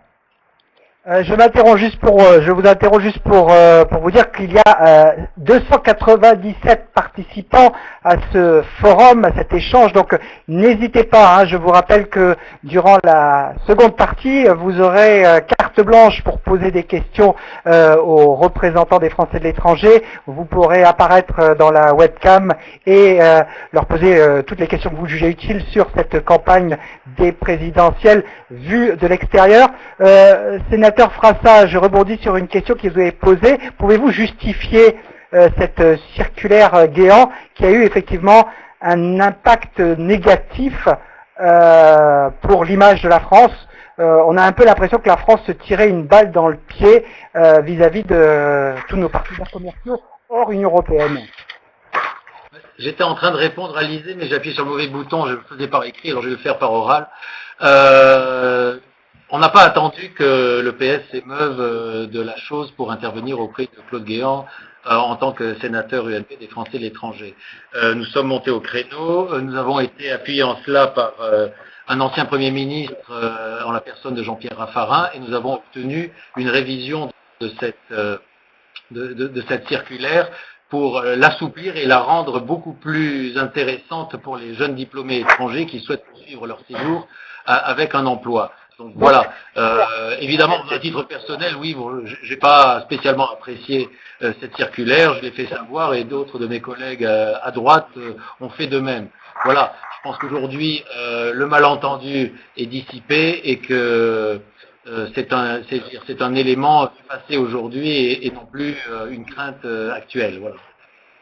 Sénateur Lecomte, peut-être sur la binationalité, on va évacuer l'histoire de la circulaire Guéant. Sur la binationalité, avez-vous le sentiment que l'administration française traite avec le respect qui leur est dû ces personnes qui viennent renouveler leurs papiers et qu'on traite parfois avec suspicion? Juste un point sur la circulaire Guéant, je donne tout à fait acte à Christophe qui ne la supporte pas. Simplement, lorsqu'il y a eu une proposition de résolution pour demander la suppression de cette circulaire qui est toujours en vigueur, il ne l'a pas votée. En ce qui concerne la binationalité, c'est vrai qu'il y a un certain nombre de consulats, et je reviens de Dakar, où il y a de grandes difficultés pour obtenir des transcriptions d'actes, où on demande systématiquement des certificats de nationalité française aux personnes pour des renouvellements de papiers, ce qui pose d'énormes problèmes. J'ai même rencontré plusieurs fois en Afrique des familles qui ne pouvaient pas scolariser leurs enfants dans les écoles françaises parce qu'elles ne pouvaient pas avoir de bourse, parce qu'elles attendaient toujours, elles étaient toujours en attente d'un certificat de nationalité française ou d'une transcription d'acte. Donc il y a effectivement de ce point de vue-là de grosses difficultés. On peut de temps en temps soupçonner qu'il y a de la mauvaise volonté, mais il y a surtout des manques de moyens. Des manques de moyens, des procédures inadaptées et des consulats dont les moyens n'ont pas été dotés correctement par rapport à l'évolution à la fois des communautés françaises et des difficultés auxquelles on doit faire face dans certains pays par rapport à la fraude documentaire. Il faut savoir qu'on n'est pas au pays des bisounours, il y a aussi une immigration clandestine et qu'il faut bien évidemment... Il y a une fraude documentaire qui oblige dans un certain nombre de pays qui oblige à faire beaucoup de vérifications, mais nous constatons dans ces pays-là que les moyens dans les consulats ne sont pas suffisants pour permettre de traiter ce type de dossier correctement. J'ai visité il y a peu de temps un consulat qui a 9 ans, au rythme actuel de réalisation des actes d'état civil, 9 ans de stock. C'est-à-dire que les actes qui arrivent aujourd'hui, c'est dans 9 ans qu'il pourra les émettre si on regarde sa capacité à faire des actes, sa capacité annuelle à faire des actes. Donc il y a effectivement des difficultés liées à la fraude documentaire, il y a des vérifications à faire, mais en même temps il y a un manque de moyens. On a moins aujourd'hui d'agents consulaires que lorsqu'il y avait 4 fois moins de personnes qui votaient aux élections présidentielles à l'étranger en 1995. C'est une aberration. Donc je rappelle qu'à tout moment, désormais, vous pouvez allumer votre webcam, vous faire connaître et poser votre question aux représentants de l'étranger. Toutes les questions sont les bienvenues. Sénateur Frassa, juste un mot sur la binationalité. Est-ce que vous avez l'impression que que ce dossier est traité avec le respect qui est dû à ces gens qui ont 2 nationalités? Pourquoi pas, il faut être moderne. C'est pas une question de modernité, ça existe de toute éternité. Le débat a été tranché par le président de la République avant même qu'on l'ouvre, puisque nous étions émus de certaines déclarations concernant la double nationalité, qui, je le rappelle, est pour nous très largement une richesse plus que toute autre chose, et surtout pour moi, un Français binational, il est avant tout français. Il a la richesse d'avoir la nationalité de son pays d'origine ou du pays dans lequel il est né. Le président de la République a été très clair, il a dit qu'il n'avait aucune intention de revenir sur ce sujet, qu'il n'en était pas un. Les Français doubles nationaux sont des Français à part entière, et au contraire, pour moi, ils ont même la richesse d'avoir une autre culture par rapport au franco-français qui n'a que celle de son pays. Et l'enrichissement de la France, ça passe aussi par les doubles nationaux, et il faut être bien conscient qu'aujourd'hui, un Français sur deux, quasiment à l'étranger, possède la nationalité d'un autre pays, que ce soit son pays de résidence ou de son pays de son pays de naissance, il a changé de pays entre-temps. Donc je pense que c'est un faux débat qui, j'allais dire, qui est stérile parce que qu'on soit de gauche, de droite, du MoDem ou d'ailleurs, je mets à part certains courants extrémistes, on est tous convaincus aujourd'hui que la double nationalité, c'est surtout une richesse pour notre pays et vraiment une richesse aussi parmi les Français de l'étranger. Et je cite cette question qui est presque une affirmation de Mythe Triste, j'écorche peut-être son pseudonyme, les binationaux de l'étranger, 44%, rempart contre les dérapages politiques à la droite de la droite. Voilà une question qui nous est posée et qui semble être une affirmation. Donc, la réponse est dans la question. Oui, exactement. Merci pour cette affirmation sous forme d'interrogation. Dites-moi, je me souviens très bien de cet appel de Londres, non pas du 18 juin 1940, mais de janvier 2007, lorsque Nicolas Sarkozy avait dit aux Français de l'étranger, revenez. Il promettait une France plus florissante, une France où il ferait bon vivre, où on serait libre d'entreprendre. 5 ans après, est-ce que vous avez l'impression qu'il a donné envie à ces Français de l'étranger de revenir dans la mère patrie? Franck Barra, je me doute un petit peu de la réponse, mais je vous la pose quand même. Non, je ne sais pas si vous doutez de la réponse, je pense que simplement c'est la mauvaise question, et les mauvaises affirmations qu'a fait Nicolas Sarkozy. Je ne pense pas que ce soit dans l'intérêt de la France que les Français expatriés reviennent. Au contraire, c'est vraiment la différence fondamentale. Au mouvement démocrate, on considère que les Français expatriés, c'est une chance pour la France. Alors pourquoi voulez-vous qu'on leur demande de rentrer? Ils participent au rayonnement de la France, ils sont des acteurs de la France à l'étranger. Donc au contraire, ce qu'il faut, c'est reconnaître que c'est une chance pour la France, et à ce moment-là, toutes les questions de binationalité, de fiscalité, d'aide à la scolarité, à partir du moment où on comprend que favoriser la mobilité pour les Français, pour s'expatrier, mais aussi pour revenir, est une chance, il y a beaucoup de ces questions qui disparaissent. Donc non, l'objectif n'est pas de faire revenir des Français en France, favoriser l'expatriation, favoriser les échanges et la mobilité pour que ceux qui veulent rentrer puissent évidemment le faire. Je ne peux pas m'empêcher de revenir un tout petit peu sur ce qu'a dit excusez-moi, juste ce qu'a dit le sénateur Frassa sur la binationalité. Parce que, encore une fois, c'est pas quelque chose qui divise les gens à l'Assemblée des Français de l'étranger ou parmi les sénateurs, mais il faut quand même reconnaître qu'il y a une partie de l'UMP qui ne partage pas les avis de M. Frassa ou vice et versa, et qui touche maintenant notamment sur les questions de naturalisation. Parce que aujourd'hui, non seulement les procédures, mais les demandes qui sont faites pour les personnes pour obtenir une naturalisation est de plus en plus difficile. On va maintenant demander que les Français, donc les gens qui font leur demande, aient un diplôme de français. On ne doit plus non seulement capable de s'exprimer, mais d'avoir un diplôme. Donc il y a comme un certain nombre de mesures qui ont été mises en place, et même si le débat sur la binationalité peut-être n'en est pas vraiment un, il y a quand même des efforts très importants qui sont mis par une partie de l'UMP, qui n'est pas uniquement extrémiste, donc il ne faut pas non plus différencier les avis de M. Frassa, que je connais très bien, de la formation politique qu'il représente.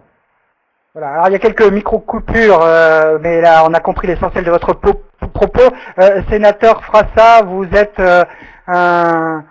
vous représentez la frange libérale au sens anglo-saxon du terme, plus cool si j'ose dire sur les questions de nationalité par rapport à d'autres confrères de l'UMP, on pense à M. Mariani ou à d'autres, qui seraient plus sévères sur la question de la nationalité? Je ne sais pas si je représente la frange libérale, comme vous dites, à l'anglo-saxonne. En tout cas, je représente au moins 95% de ce que pensent les membres de l'UMP sur la question de la binationalité. Il ne faut pas se leurrer, et je pense inclure dans ces 95% Thierry Mariani. La droite populaire a été claire là-dessus, même si certains ont voulu s'illustrer sur les questions de binationalité. Je veux dire, aujourd'hui, c'est vraiment une infime partie du mouvement auquel j'appartiens qui, pour des raisons quelquefois purement locales et électoralistes, vont dans une direction qui ne me plaît pas. Et on ne peut pas considérer qu'ils sont, entre guillemets, vraiment dans l'esprit du mouvement politique auquel j'appartiens, qui est l'UMP. Avant de donner la parole au sénateur Lecomte, je vous rappelle que vous êtes chaudement invité à venir participer à notre échange. Vous pourrez poser en direct la question aux deux sénateurs et au président du MoDem aux États-Unis. Jean-Yves Lecomte, vous vous souvenez de cet appel de Nicolas Sarkozy en janvier 2007 lorsqu'il disait aux Français, revenez, je vous promets une France nouvelle, avec le recul de 5 ans, le regard que vous portez? Écoutez, je suis tout à fait d'accord avec Franck Barra sur la question. C'était une mauvaise analyse. Les Français de l'étranger, ils ont un rôle dans la communauté nationale, à l'étranger, pour servir la France. Ils sont une richesse pour la France. Par leur présence à l'étranger, par les services en termes humanitaires, culturels ou économiques ou autres éducatifs qu'ils peuvent apporter, et il faut les prendre ainsi. Les politiques publiques que nous devons mener doivent non pas être à vocation de les faire revenir en France, mais de faire en sorte et d'assurer la meilleure cohésion dans l'ensemble de la communauté nationale entre les Français qui vivent à l'étranger et les Français qui vivent en France.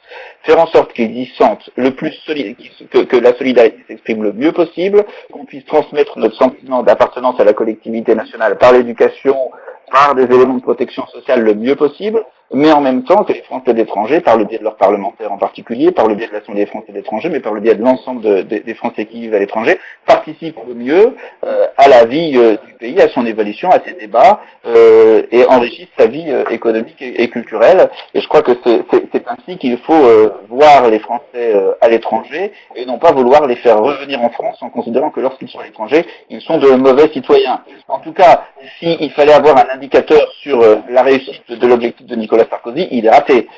On avait 900 000 inscrits sur les listes électorales, un peu moins de 900 000 inscrits sur les listes électorales en 2007.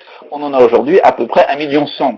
Ce qui fait que les Français de l'étranger ont un poids plus important aujourd'hui. Il y a plus de Français à l'étranger, et personnellement, je m'en réjouis.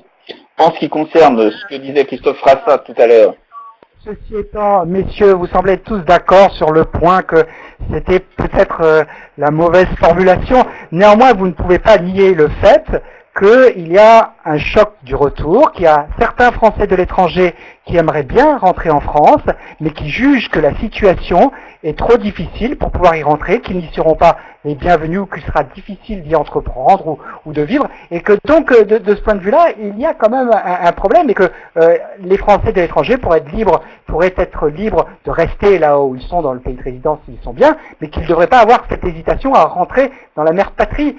Sénateur Frassa.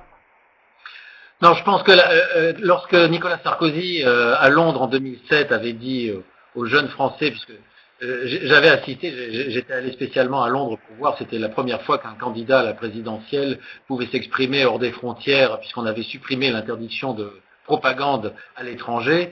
Lorsqu'il a dit « revenez », je pense qu'il parlait surtout et essentiellement aux Français qui étaient partis à l'étranger parce qu'ils ne trouvaient pas quelque chose d'intéressant pour eux en France.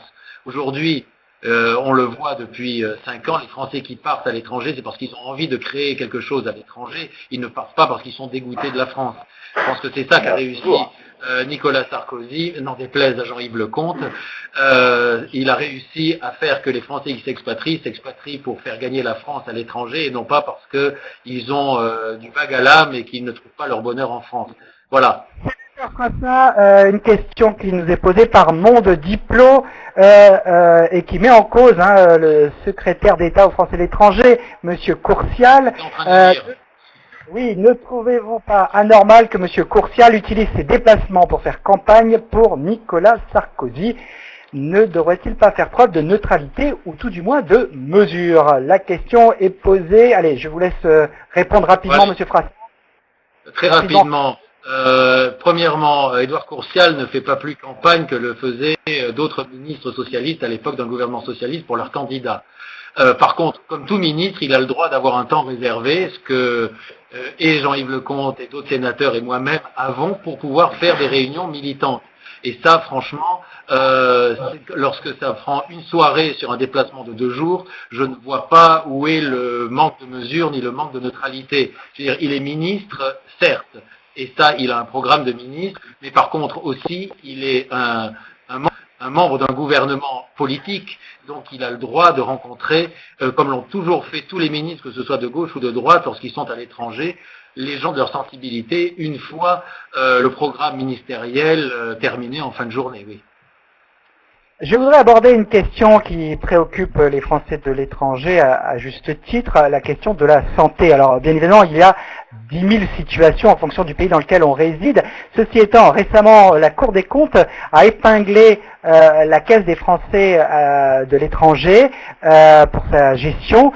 Est-ce que la CFE doit être réformée? Est-ce qu'on doit maintenir le statu quo? Est-ce qu'il faut la remplacer tout bonnement par un autre système? Franck Barra, où j'imagine les questions de santé sont essentielles aux États-Unis. Oui, je pense que là, vous l'avez bien dit. Tout d'abord, évidemment, la CFE doit être réformée. Le mode de gestion a donc été remis en cause pour de bonnes raisons. Mais il faut quand même pas nier que c'est quand même une structure qui permet d'apporter une protection sociale à beaucoup de Français à l'étranger. Donc c'est quand même une idée assez forte.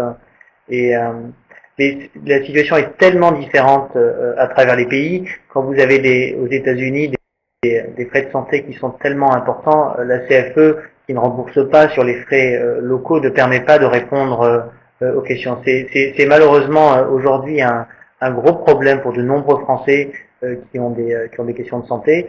Et donc je pense que notre position, c'est en effet de reprendre les grandes priorités de la CFE et d'améliorer sa gestion. Aujourd'hui, nous avons le président de la CFE qui est aussi un sénateur français de l'étranger. C'est quand même une caisse privée. Donc nous avons quand même une situation déjà un petit peu obscure. Et donc il faut remettre ça sur la table et reprendre totalement la gestion de cette caisse. Sénateur Lecomte, sur cette question de la Caisse des Français de l'étranger, est-ce qu'il faut la réformer, la remplacer, ou maintenir le statu quo? Il faut la réformer. Il y a clairement aujourd'hui un problème de transparence. Dans la mesure où effectivement il n'est même pas possible aujourd'hui de disposer à l'Assemblée des Français de l'étranger de l'ensemble des questions et d'avoir un débat sur la gestion de la Caisse des Français de l'étranger. Lorsque notre groupe l'a demandé, la majorité auquel appartient le sénateur Frassa s'y est opposée et c'est absolument inacceptable. Il doit y avoir une transparence, il doit y avoir l'Assemblée des Français de l'étranger, l'ensemble des Français de l'étranger doivent avoir accès et la capacité de débattre sur d'abord le rapport de la Cour des comptes sur la Caisse des Français de l'étranger et les réformes qui doivent y être appliquées. Il doit y avoir 2 éléments qui doivent être pris en compte là-dedans. La première, c'est qu'il faut que la solidarité d'abord entre les Français et l'étranger soit mieux assurée. Aujourd'hui, il y a énormément de Français et étrangers qui ne peuvent pas avoir accès à cette caisse dans la mesure où leurs revenus sont trop faibles pour pouvoir payer les cotisations les plus basses. Deuxièmement, c'est la sécurité sociale pour les Français et l'étranger. Mais malheureusement, aujourd'hui, pour les plus fragiles, ceux qui ont les moyens les plus faibles, sans carte vitale, sans capacité d'avancer les frais, une adhésion à la Caisse des Français de l'étranger ne sert à rien car l'avance des frais est trop coûteuse et les conventionnements avec un certain nombre d'établissements ne sont pas assez nombreux.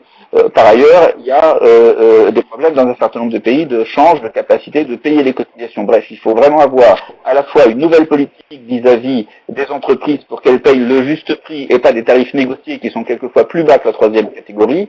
Et deuxièmement, assurer à la Caisse des Français de l'étranger une application qui permette aux plus fragiles d'entre nous, dans les pays qui n'ont pas toujours la convertibilité de la monnaie, de ne pas avoir à faire des avances de frais. Et je crois qu'il y a toute une réforme à faire pour rester dans le cadre de la sécurité sociale, l'adapter au contexte européen parce qu'il y a énormément de difficultés de ce point de vue-là aussi, techniques, mais assurer le mieux possible la solidarité entre les Français et les étrangers.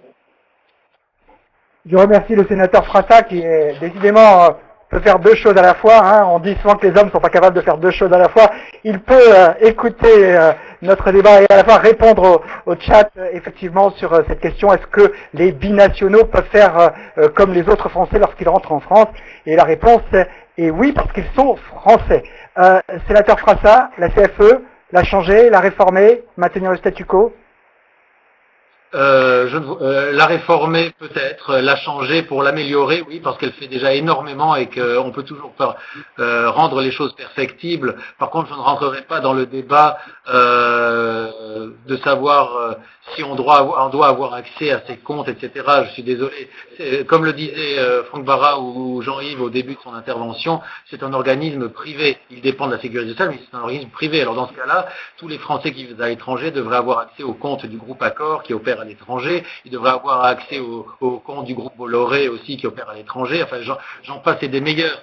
La caisse, elle est bien gérée. Ce qui embête un peu nos amis socialistes, c'est tout simplement qu'elle est bien gérée, qu'elle est encore excédentaire, et que donc finalement ils y voient forcément une malversation. Or, bien gérer les choses, si ce n'est pas dans leur tradition, c'est aussi peut-être dans la tradition de Jean-Pierre Cantegry, qui est mon collègue sénateur, et celui de Jean-Yves Lecomte aussi, qui quand même a fait de la Caisse des Français de l'étranger, la CFE, depuis qu'il en est président, un outil vraiment de pointe pour permettre à tous les Français de l'étranger d'avoir une couverture sociale, que ce soit en assurance maladie, au chômage, retraite ou même maternité.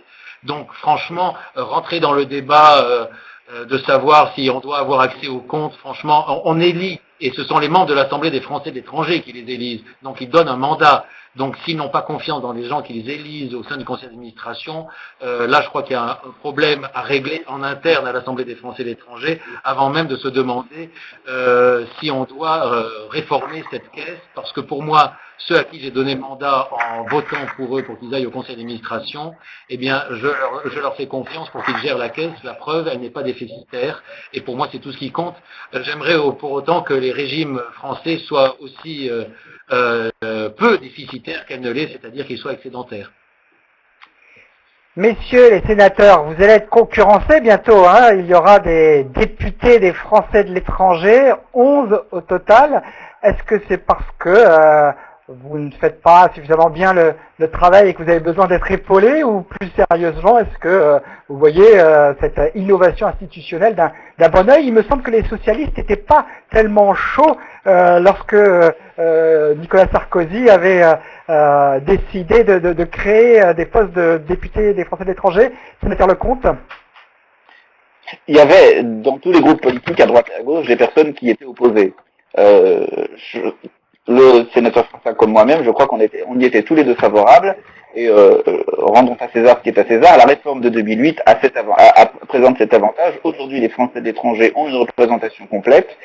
Tous les partis politiques l'acceptent et présentent des candidats, et je crois que c'est une grande avancée auquel il s'agit maintenant de concrétiser en appelant le maximum de Français qui vivent à l'étranger à participer à ces élections, de manière à légitimer cette réforme et à choisir des candidats qui nous permettront, en tant que sénateurs, d'avoir des partenaires à l'Assemblée nationale pour pouvoir expliquer les situations spécifiques des Français de l'étranger et mieux défendre les Français de l'étranger et notre vision de l'avenir de la France.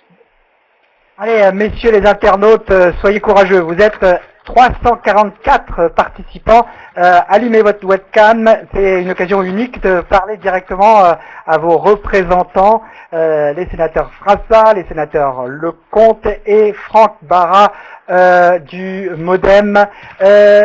Question fort intéressante, parce qu'on a parlé durant cette campagne sociétale. Antoine qui pose la question.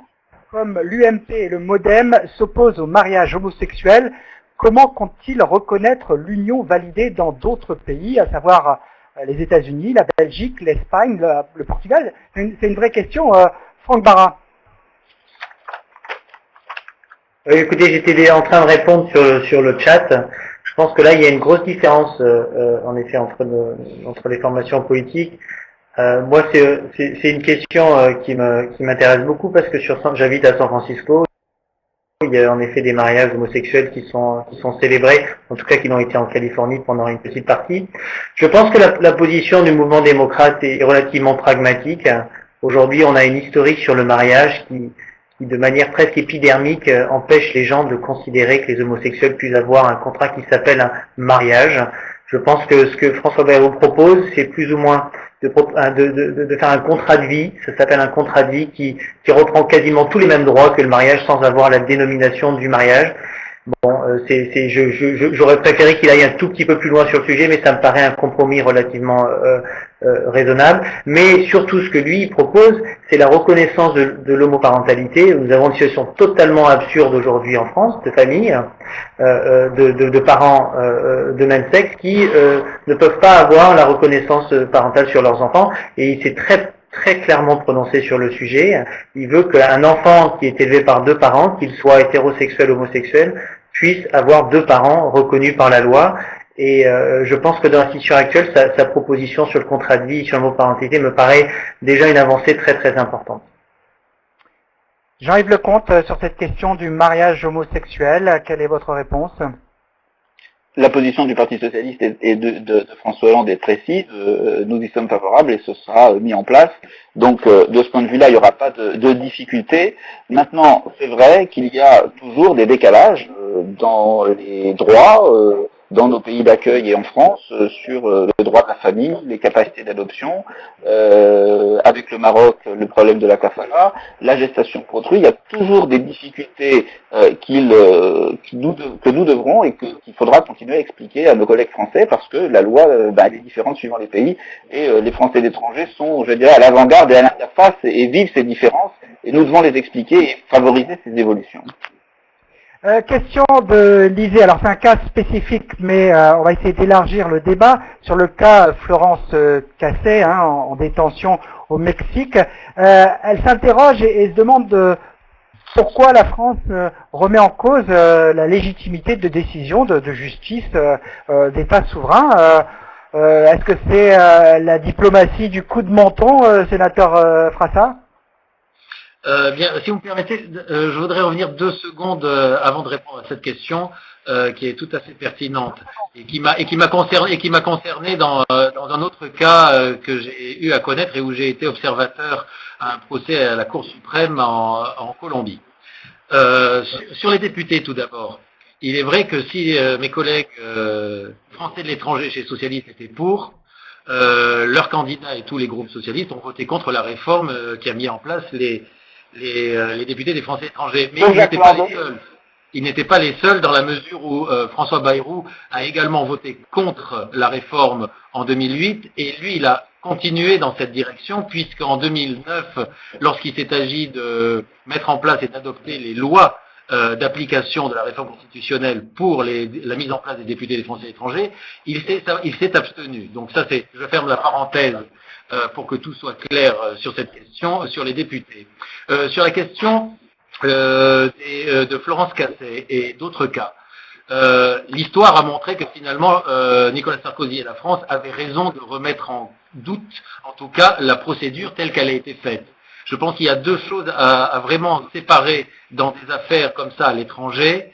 C'est le droit de souveraineté qu'exerce l'État dans lequel se passe l'affaire, il juge comme il entend. Par contre, là où nous devons être toujours vigilants, et ça a été le cas de mon intervention en Colombie, c'est sur le respect à un procès équitable et surtout à faire valoir les droits de la défense. Et en l'occurrence, dans le cas de Florence Cassé, mais aussi le cas dont je me suis occupé en Colombie, les droits de la défense étaient pour le moins, on va dire, amoindris par rapport à ceux de l'attaque. Voilà. Donc, je pense que ce n'est pas remettre en cause la souveraineté d'un État que de dire il y a quelque chose dans vos procédures qui nous semble pas de nature à garantir un procès équitable pour la personne mise en cause. Voilà, c'est tout.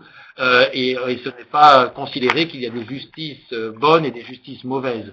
C'est surtout dire qu'on est présent. D'accord, merci sénateur Frassa. Franck Barra, sur cette question de Florence Cassé, est-ce que la France a raison de mettre en doute la légitimité de la décision de justice, hein? Vous êtes presque voisin, vous en Californie, de l'État mexicain. Qu'est-ce que vous en pensez? Je pense qu'il est de la responsabilité de l'État de s'assurer que les Français, à l'étranger ou en France, aient accès à des procès faits dans le respect des droits et qu'ils aient les possibilités d'être défendus de manière équitable. Et je pense que c'est exactement ce que fait la France.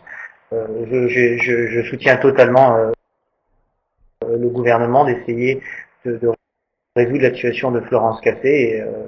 Et j'ai pas de commentaire particulier à faire sur les systèmes de justice différents à travers les pays. Il y a des pays qui appliquent la peine de mort, il y a des pays qui ont des modes de fonctionnement très différents. Il est de la responsabilité de l'État de la France, de s'assurer que les Français ont des procès équitables et soient traités dans les meilleures conditions possibles.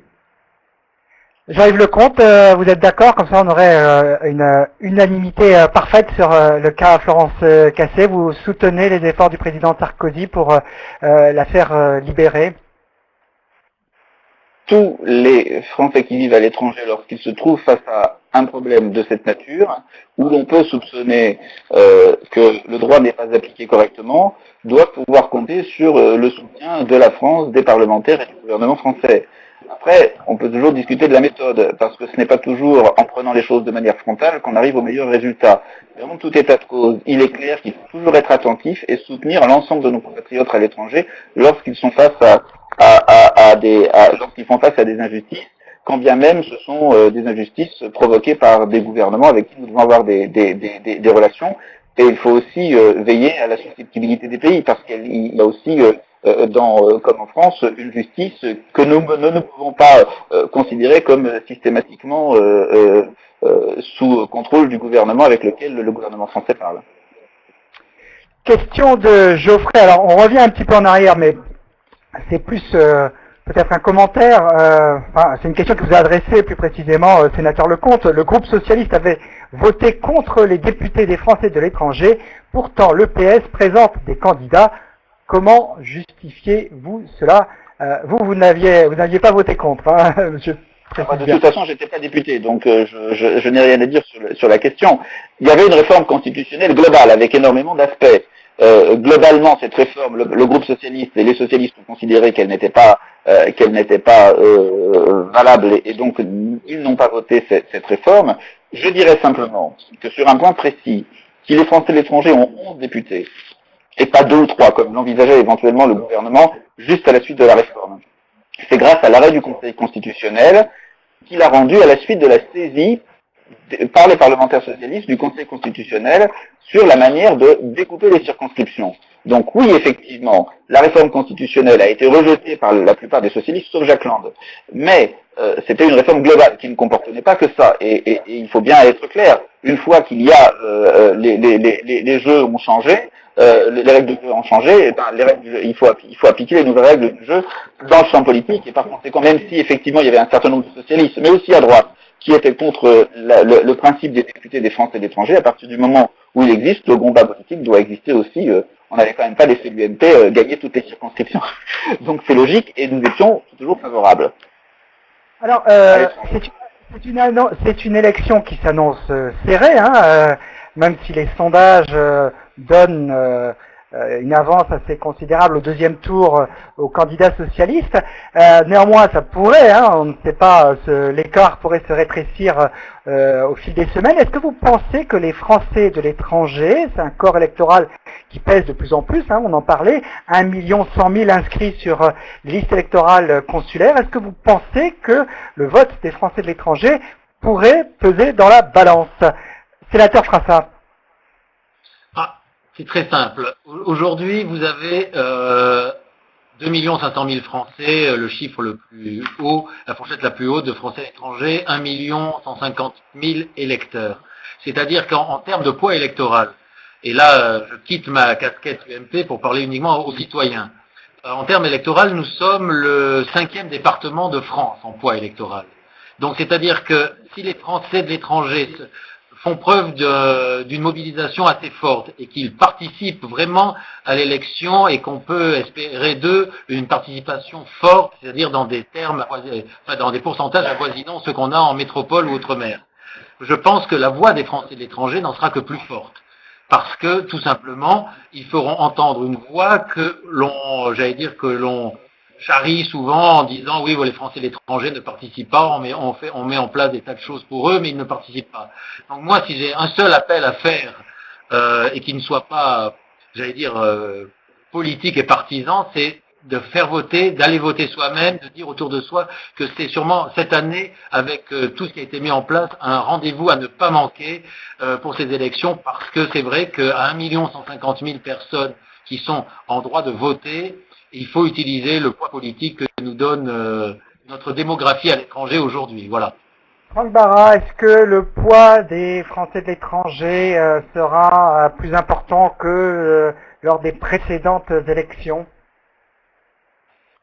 Bien évidemment, le nombre de votants a déjà augmenté énormément. Ce qui a été mis en place pour favoriser le vote a aussi été optimisé au maximum. Il y aura probablement une participation plus importante.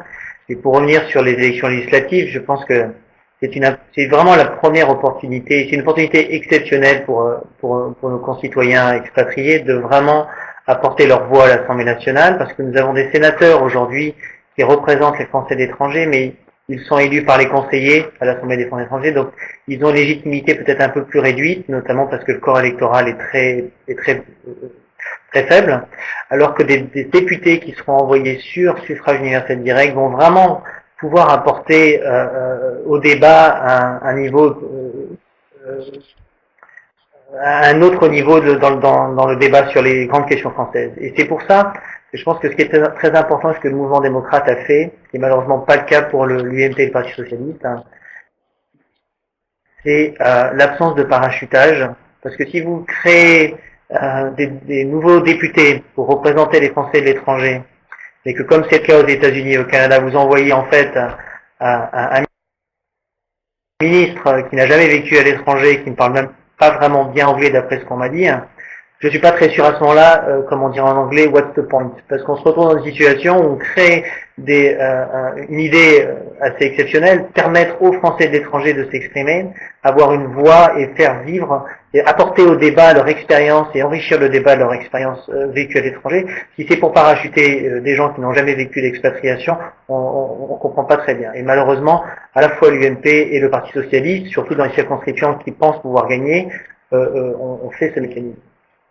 Alors, vous parliez de permettre aux Français de l'étranger de s'exprimer. Justement, exprimez-vous. Hein, vous avez la possibilité de poser des questions en direct. Et là, vous êtes un peu timide. Hein, vous avez peur d'allumer votre webcam. Je ne sais pas si les trois représentants de l'étranger ici vous intimident, mais n'ayez pas peur. Vous pouvez allumer votre webcam. Il y a un espace prévu pour cela. Question assez intéressante, alors peut-être institutionnelle, on va essayer de faire assez rapidement et sans rentrer dans les détails. Certains s'interrogent sur le chat sur l'avenir de l'Assemblée des Français de l'étranger. Alors effectivement, on va avoir des sénateurs, on va avoir des députés.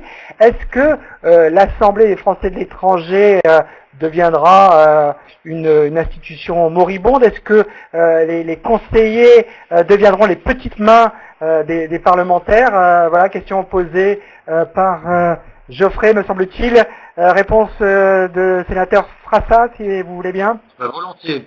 Étant donné que j'ai longtemps été, comme Jean-Yves, élu à l'Assemblée des Français de l'étranger, moi je vois uniquement des aspects positifs. C'est-à-dire que, et je trouve les questions assez symptomatiques. J'ai vu que Monde Diplo aussi demandait quel serait le rôle des députés, en plus des sénateurs, des ambassades et des consulats. Personne n'a jamais remis en cause que dans tous les départements, il y a un préfet qui représente l'État. À l'étranger, c'est l'ambassadeur et le consul général. Il y a des élus nationaux, les députés et les sénateurs, et il y a des élus locaux, les conseillers généraux et conseillers régionaux, et futurs conseillers territoriaux. À l'étranger, ça sera exactement pareil. Nous sommes une collectivité de 2 500 000 habitants, et c'est une collectivité aujourd'hui de fait et non pas une collectivité de droit, puisqu'il n'y a pas de constitution juridique à cette collectivité. Mais nous avons déjà franchi plusieurs grands pas, c'est-à-dire que l'Assemblée des Français de l'étranger est élue au suffrage universel direct. Ce sont des élus locaux qui sont sur le terrain au quotidien et au contact quotidien de la vie des 2 500 000 Français qui vivent hors de France. Il y a des élus nationaux qui sont pour les sénateurs désignés par élection tous les 3 ans par les élus de l'Assemblée des Français étrangers, et les députés. Donc en fait, il y a tout simplement, j'allais dire, l'architecture identique à l'étranger qu'il y a pour les Français de métropole ou d'outre-mer. Et au contraire, moi je vois avec l'arrivée des députés, comme le soulignait Jean-Yves, et pour une fois on sera d'accord, c'est-à-dire un élément de relais que nous n'avons pas aujourd'hui. Il a dû s'en rendre compte depuis qu'il est élu. Moi, ça fait un peu plus longtemps, ça fait 3 ans et demi que je suis élu, et je me rends souvent compte que, à part compter sur la bonne volonté d'amis députés pour relayer tel ou tel amendement ou tel texte lorsqu'il a été modifié au Sénat, c'est un peu la bouteille à la mer lorsqu'on veut faire passer un texte qui a été adopté au Sénat, à l'Assemblée nationale, concernant les Français de l'étranger. Donc là-dessus, moi je ne vois au contraire qu'un aspect positif à tout ça. Très bien, on va essayer de pas trop perdre de temps sur les aspects institutionnels pour avoir des sujets assez concrets. Je pense qu'il y a une question qui nous vient de Monde Diplo qui me semble quand même intéressante, vu que on peut parler en tant que Français à l'étranger beaucoup des questions internationales. Je vous livre cette question que vous avez pu voir sur le chat. Nicolas Sarkozy avait promis la fin de la France-Afrique. Comme il ne l'a pas vraiment fait, ça c'est le jugement de Monde Diplo, que proposent le MoDem et le PS? Allez, le Parti Socialiste, sénateur Lecomte. Sur la question, je crois que c'est une question de rapport à la société civile dans les différents pays avec lesquels on souhaite mettre en place des coopérations et pas simplement des rapports d'État à État. Je crois qu'il faut le bon exemple de la politique de Nicolas Sarkozy, c'était l'Union pour la Méditerranée, qui était une relation entre Nicolas Sarkozy et un certain nombre de chefs d'État dont on sait ceux qui sont advenus. Il faut au contraire établir des relations avec les sociétés civiles, avoir une capacité de coopération avec les sociétés civiles des différents pays avec lesquels on souhaite travailler, et pour ça les Français à l'étranger ont un rôle particulier. Je crois que de ce point de vue-là, il y aura une rupture par rapport à cette vision de diplomatie à la fois de réseau intergouvernemental et puis un peu affairiste, comme on le voit, comme on l'a vu en Libye, comme on le voit au Qatar et dans un certain nombre de pays. Il y aura une rupture, une volonté d'avoir des relations de coopération avec l'ensemble des pays africains qui s'appuient sur la société civile, la démocratisation, et je crois que de ce point de vue-là, les choses sont très nettes et les engagements bien précis. Il y aura une rupture, s'il vous plaît, sur cette question. Il y aura une rupture aussi avec la tradition socialiste, parce que de ce point de vue-là, sous François Mitterrand, la France-Afrique a fonctionné à plein régime. On se souvient de Jean-Christophe Mitterrand, hein, Papa Madi, comme il était surnommé dans les pays africains.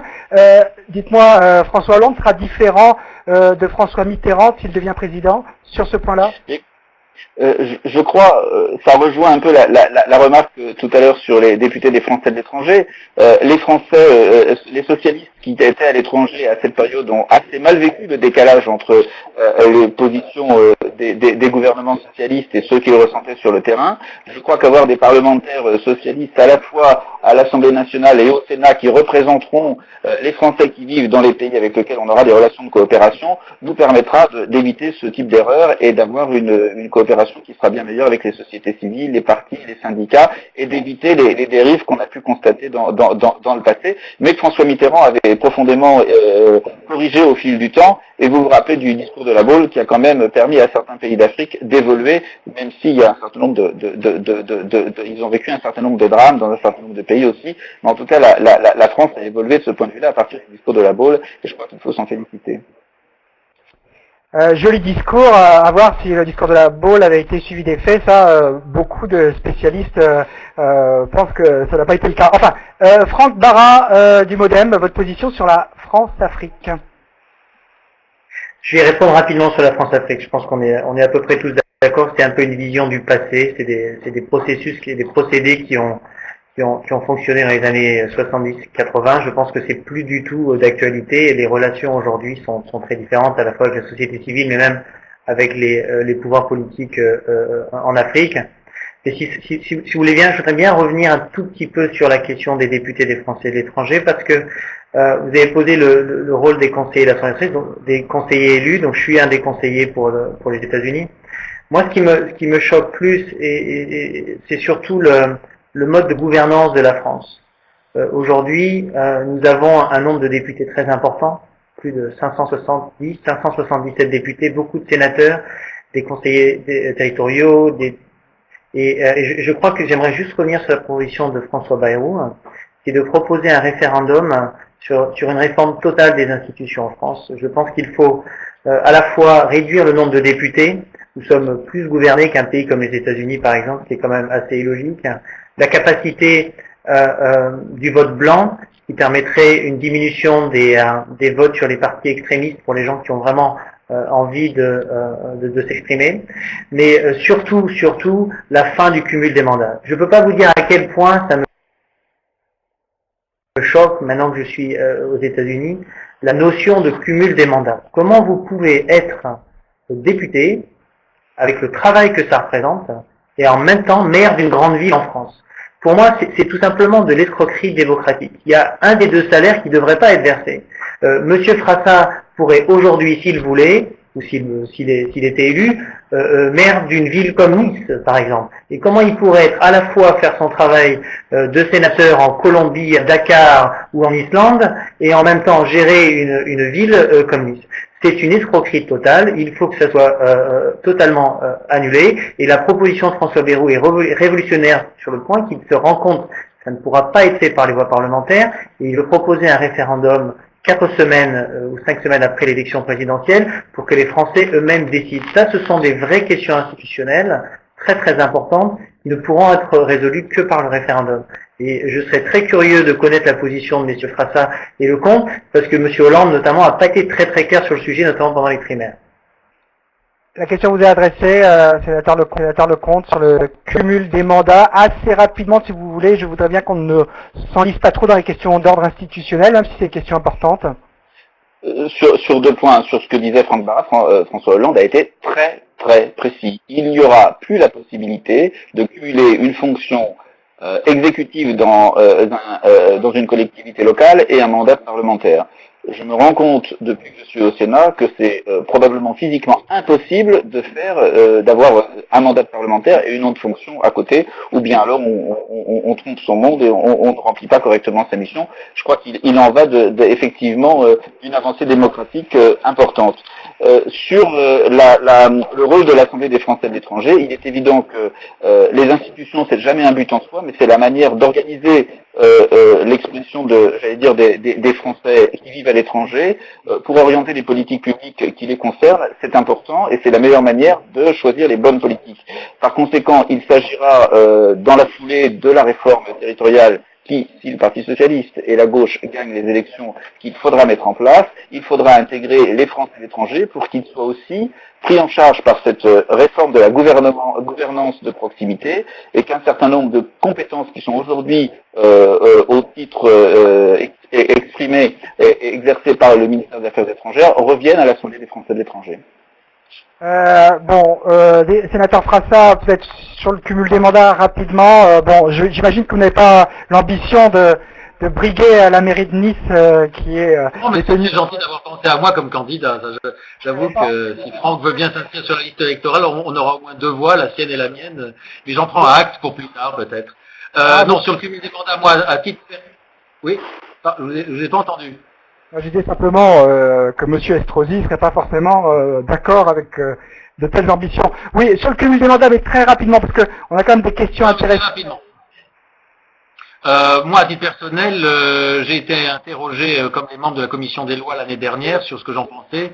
Moi, j'ai dit que j'étais défavorable au cumul des mandats, même si je mets un bémol quand même pour le Sénat de par son mode d'élection. Moi, je pense que à part pour des grandes villes, c'est vrai que être maire d'une très grande ville et parlementaire, c'est un peu un exercice d'équilibriste qui se fait quelquefois, pour pas dire la plupart du temps, contre le mandat parlementaire plutôt que le mandat local. Par contre, c'est vrai que le mode de désignation au Sénat me fait penser que peut-être il y a, un juste milieu à trouver parce que on est élu d'abord par des grands électeurs qui sont dans les départements des élus locaux et que faire partie d'un de ces pairs, comme c'est le cas pour nous à l'Assemblée des Français de l'étranger, ça peut être un avantage au départ. Mais voilà, bon, c'est peut-être pas une question qui passionne tous nos participants là. Exactement, c'est pour ça que je voulais qu'on l'aborde rapidement. Une question qui peut intéresser notamment les Français de l'étranger qui vivent dans l'Union européenne, et je pose la question que vous pose Antoine. L'UMP critique François Hollande sur la renégociation du traité européen de stabilité. Que penser de la sortie possible de Schengen annoncée par Nicolas Sarkozy? Est-ce que c'était sérieux? Est-ce que c'est une mesure, une annonce électoraliste? Est-ce que c'était une mesure destinée à séduire le Front National? Sénateur Lecomte, sénateur Frassa, Franck Barra, la parole est à vous. Et chers internautes, n'hésitez pas à intervenir. Sénateur Frassa sur le Schengen. rapidement. D'abord, ce sont deux choses différentes et surtout concernant le traité de Schengen, Nicolas Sarkozy n'a jamais dit que la France sortirait du traité, mais par contre, comme c'est prévu dans les articles du traité, elle peut suspendre son application si ça présente un problème pour l'intégrité territoriale de son pays, et notamment, on l'a vu avec les questions migratoires qui sont assez importantes. Par contre, il n'est pas prévu et il n'est pas envisagé surtout par Nicolas Sarkozy de sortir du traité de Schengen. Suspendre la participation à un traité, c'est une chose, en sortir, c'en est une autre. Quant à la renégociation du traité, ça, je laisse à Jean-Yves Lecomte le soin de s'en expliquer parce que je trouve que c'est totalement aberrant, alors que plusieurs gouvernements de gauche en Europe n'ont pas remis en cause le mécanisme d'équilibre. Sénateur Lecomte. J'apprécie que Christophe Rasta essaye de dédramatiser la proposition de Nicolas Sarkozy sur la sortie de Schengen, mais enfin elle était quand même très précise dans son meeting. C'était d'ailleurs tellement clair que tout le monde l'a reconnu et a choqué un certain nombre de dirigeants européens. Et ce n'est pas un traité de Schengen, c'est l'ensemble de l'organisation de l'Union européenne qui est ainsi remise en cause. Nous avons eu en 2011, à cause de Nicolas Sarkozy, non pas un, mais deux des éléments principaux de la construction européenne qui ont été remis en cause parce que aujourd'hui il semble plus irréversible. L'euro d'une part, la zone Schengen de l'autre. C'est profondément dramatique. Moi j'ai vécu en Pologne pendant 20 ans. Le fait que nous avons aujourd'hui un président qui envisage, si les négociations vont pas dans son sens, de faire en sorte qu'on soit obligé de passer une frontière pour aller de Prague à Paris, de Lisbonne à Paris, me choque profondément. C'est un message de peur, de retour sur soi qui est profondément dramatique pour nos partenaires européens et qui effectivement, par rapport à la proposition de François Hollande, qui est d'ailleurs reprise, je le dis, et je témoigne, par énormément de responsables politiques européens, d'ajouter au TSCG des éléments qui permettent d'avoir une politique de croissance européenne coordonnée, c'est quand même logique. On voit bien les effets de ce manque de politique sur la Grèce et sur l'ensemble de la situation économique en Europe.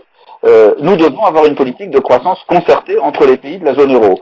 C'est absolument indispensable, c'est quand même pas un crime que le demander. Et si les Français aujourd'hui valident cette orientation, je crois que dans les majorités et auprès d'un certain nombre de responsables politiques européens, même de droite, il y aura un soulagement. Lorsque François Hollande est allé à Varsovie, je n'ai pas entendu de la part du ministre des Finances, pourtant de droite, qui l'a pu croiser, la moindre remarque sur le sujet, par exemple.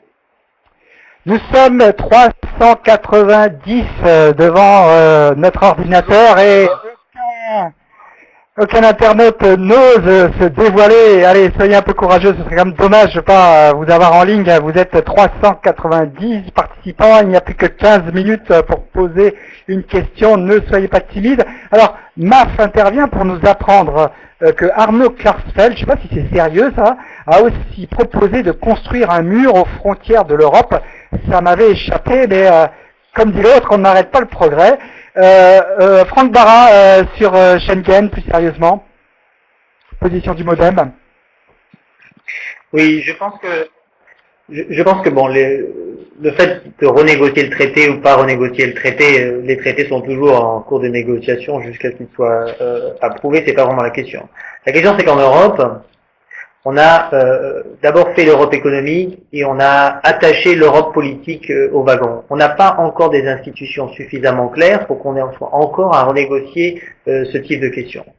François Bayrou propose quelque chose de très simple. Il dit il faut aujourd'hui qu'il y ait un chef d'État européen, quelqu'un qui ait une véritable visibilité et une crédibilité, et donc élu au suffrage universel par les Européens, pour se permettre de trancher certaines questions et d'avoir donc la légitimité de pouvoir trancher certaines questions qui opposent les différents partenaires européens.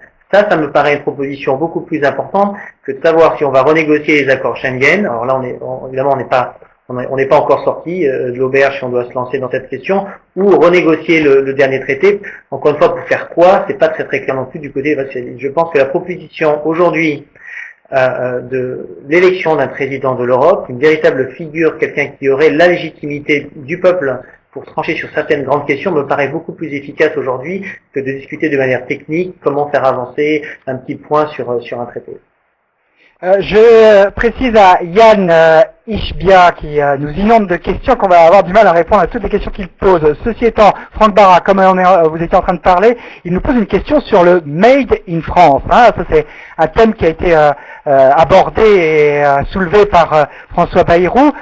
En quoi les expatriés peuvent relancer le Made in France et quelque part aider à rétablir la balance commerciale de la France qui est sérieusement dans le rouge. Bon, je pense que la proposition de François Bayrou sur la réindustrialisation de la France, en fait, c'est ça sa grande proposition. Permettre l'augmentation de la production en France se base sur une analyse assez simple. Aujourd'hui, je ne vais pas vous inonder de chiffres, mais la dette est de plus de 1700 milliards d'euros. Elle a quand même représente plus de 85% du PIB. Le déficit a presque triplé, plus que triplé en 5 ans. Et s'il y a un chiffre que tout le monde peut se rappeler, il est très simple, c'est quelle a été l'augmentation du pouvoir d'achat en 5 ans? C'est simple, 0%. Donc, ce que François Bayrou a proposé, c'est une réindustrialisation de la France, réhabiliter le rôle de l'État, notamment la création d'un commissariat aux stratégies, et en effet avoir ce label de produire en France pour permettre l'identification et la quantification aussi de l'efficacité de ces mesures. Donc, comment est-ce que les Français expatriés peuvent participer? Je pense qu'ils le font déjà, simplement à travers les échanges commerciaux que les grandes entreprises et même petites sociétés qui fonctionnent avec des expatriés ont aujourd'hui avec la France. C'est la contribution des expatriés sur cette question. Mais la grande question, c'est comment relancer l'industrialisation en France. Merci Franck Barra. Nous sommes 400 participants, tout rond. Donc 402. 402 maintenant, oui, ça évolue tout le temps. Je vois par exemple Yann qui nous inonde de questions. Pourquoi n'allume-t-il pas sa webcam pour poser des questions à nos éminents représentants des Français de l'étranger? Sénateur Frassa, le Made in France, le rôle que peuvent jouer les Français de l'étranger? Moi, j'y vois plusieurs aspects au Made in France. C'est pas tant de fabriquer du français, mais faire fabriquer en France qui est important. Mais aussi, les Français de l'étranger, lorsqu'ils créent des entreprises à l'étranger, ils ont besoin aussi d'avoir des fabricants en France pour exporter leurs produits. Et donc c'est ça aussi. Aujourd'hui, on estime à peu près qu'un Français sur 4 travaille pour l'export en France. Donc évidemment, il faut qu'il y ait des Français à l'étranger pour promouvoir et surtout vendre ces produits. Donc c'est ça, moi, qui m'intéresse vis-à-vis de mes compatriotes expatriés, c'est ce lien qu'il faut développer entre des entreprises petites, moyennes ou même de grandes entreprises et j'allais dire un réseau de distribution que seraient les Français de l'étranger pour pouvoir conquérir de nouveaux marchés et consolider ceux où on est déjà présent.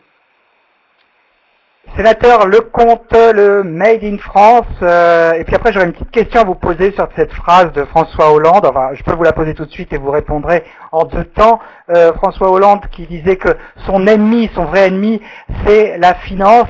Des gens qui nous regardent en ce moment, il y en a beaucoup qui habitent et qui travaillent à la City de Londres, à New York, à Francfort et ailleurs. Est-ce que ce sont des complices de l'ennemi de François Hollande? Est-ce qu'ils ont tort de participer à cette activité financière? Alors, le Made in France et la finance dans l'ordre que vous voulez, sénateur Lecomte. Sur le Made in France, bien entendu, il faut arriver à mobiliser le plus possible. D'abord, la question, les Français de l'étranger. Je crois qu'il faut essayer d'avoir à l'étranger un système d'aide à l'export qui est le plus adéquat possible. La réforme du BIFrance n'est pas bonne. Il n'y a plus le même soutien des entreprises qui souhaitent exporter dans nos régions. Il y a à l'étranger compétition dans bien des endroits entre les chambres de commerce et UbiFrance. UbiFrance qui fonctionne avec l'argent du contribuable français pour faire des soutiens qui sont souvent des activités qui pourraient être faites par des Français installés à l'étranger qui établissent des boîtes des entreprises de conseil. Bref, notre dispositif n'est pas adéquat. Je crois aussi qu'il faudrait mieux supporter les initiatives individuelles par une espèce de chèque projet à l'étranger qui permette à un Français qui souhaite démarrer une activité, une entreprise, une petite boutique à l'étranger d'avoir au minimum pendant un certain temps la possibilité d'accéder gratuitement ou à un coût très très faible à la caisse des Français de l'étranger pour avoir une protection sociale qui lui assure un filet minimum de sécurité et ceci pour lui-même. Au-delà, pour le Made in France, je crois que l'important c'est que nos entreprises en France soient capables d'une vision à plus long terme, soient capables d'innovation et soient capables d'avoir donc des fonds propres suffisants pour avoir des politiques de long terme. Pour ça, le plus important, c'est probablement d'orienter la finance, d'orienter le financement des entreprises et la fiscalité pour qu'elle aille plus vers les entreprises que vers les obligations de l'État et que le maximum de l'épargne des Français permette aille au financement des PME comme en Allemagne. Sur la finance, rapidement, l'ennemi de François Hollande. Sur la finance, bien entendu, un certain nombre d'effets de cette économie totalement virtuelle sont complètement destructeurs pour le contrat social et ils méritent d'être combattus. Il ne s'agit pas de viser telle ou telle personne qui fait correctement son métier et essaye d'innover dans sa branche.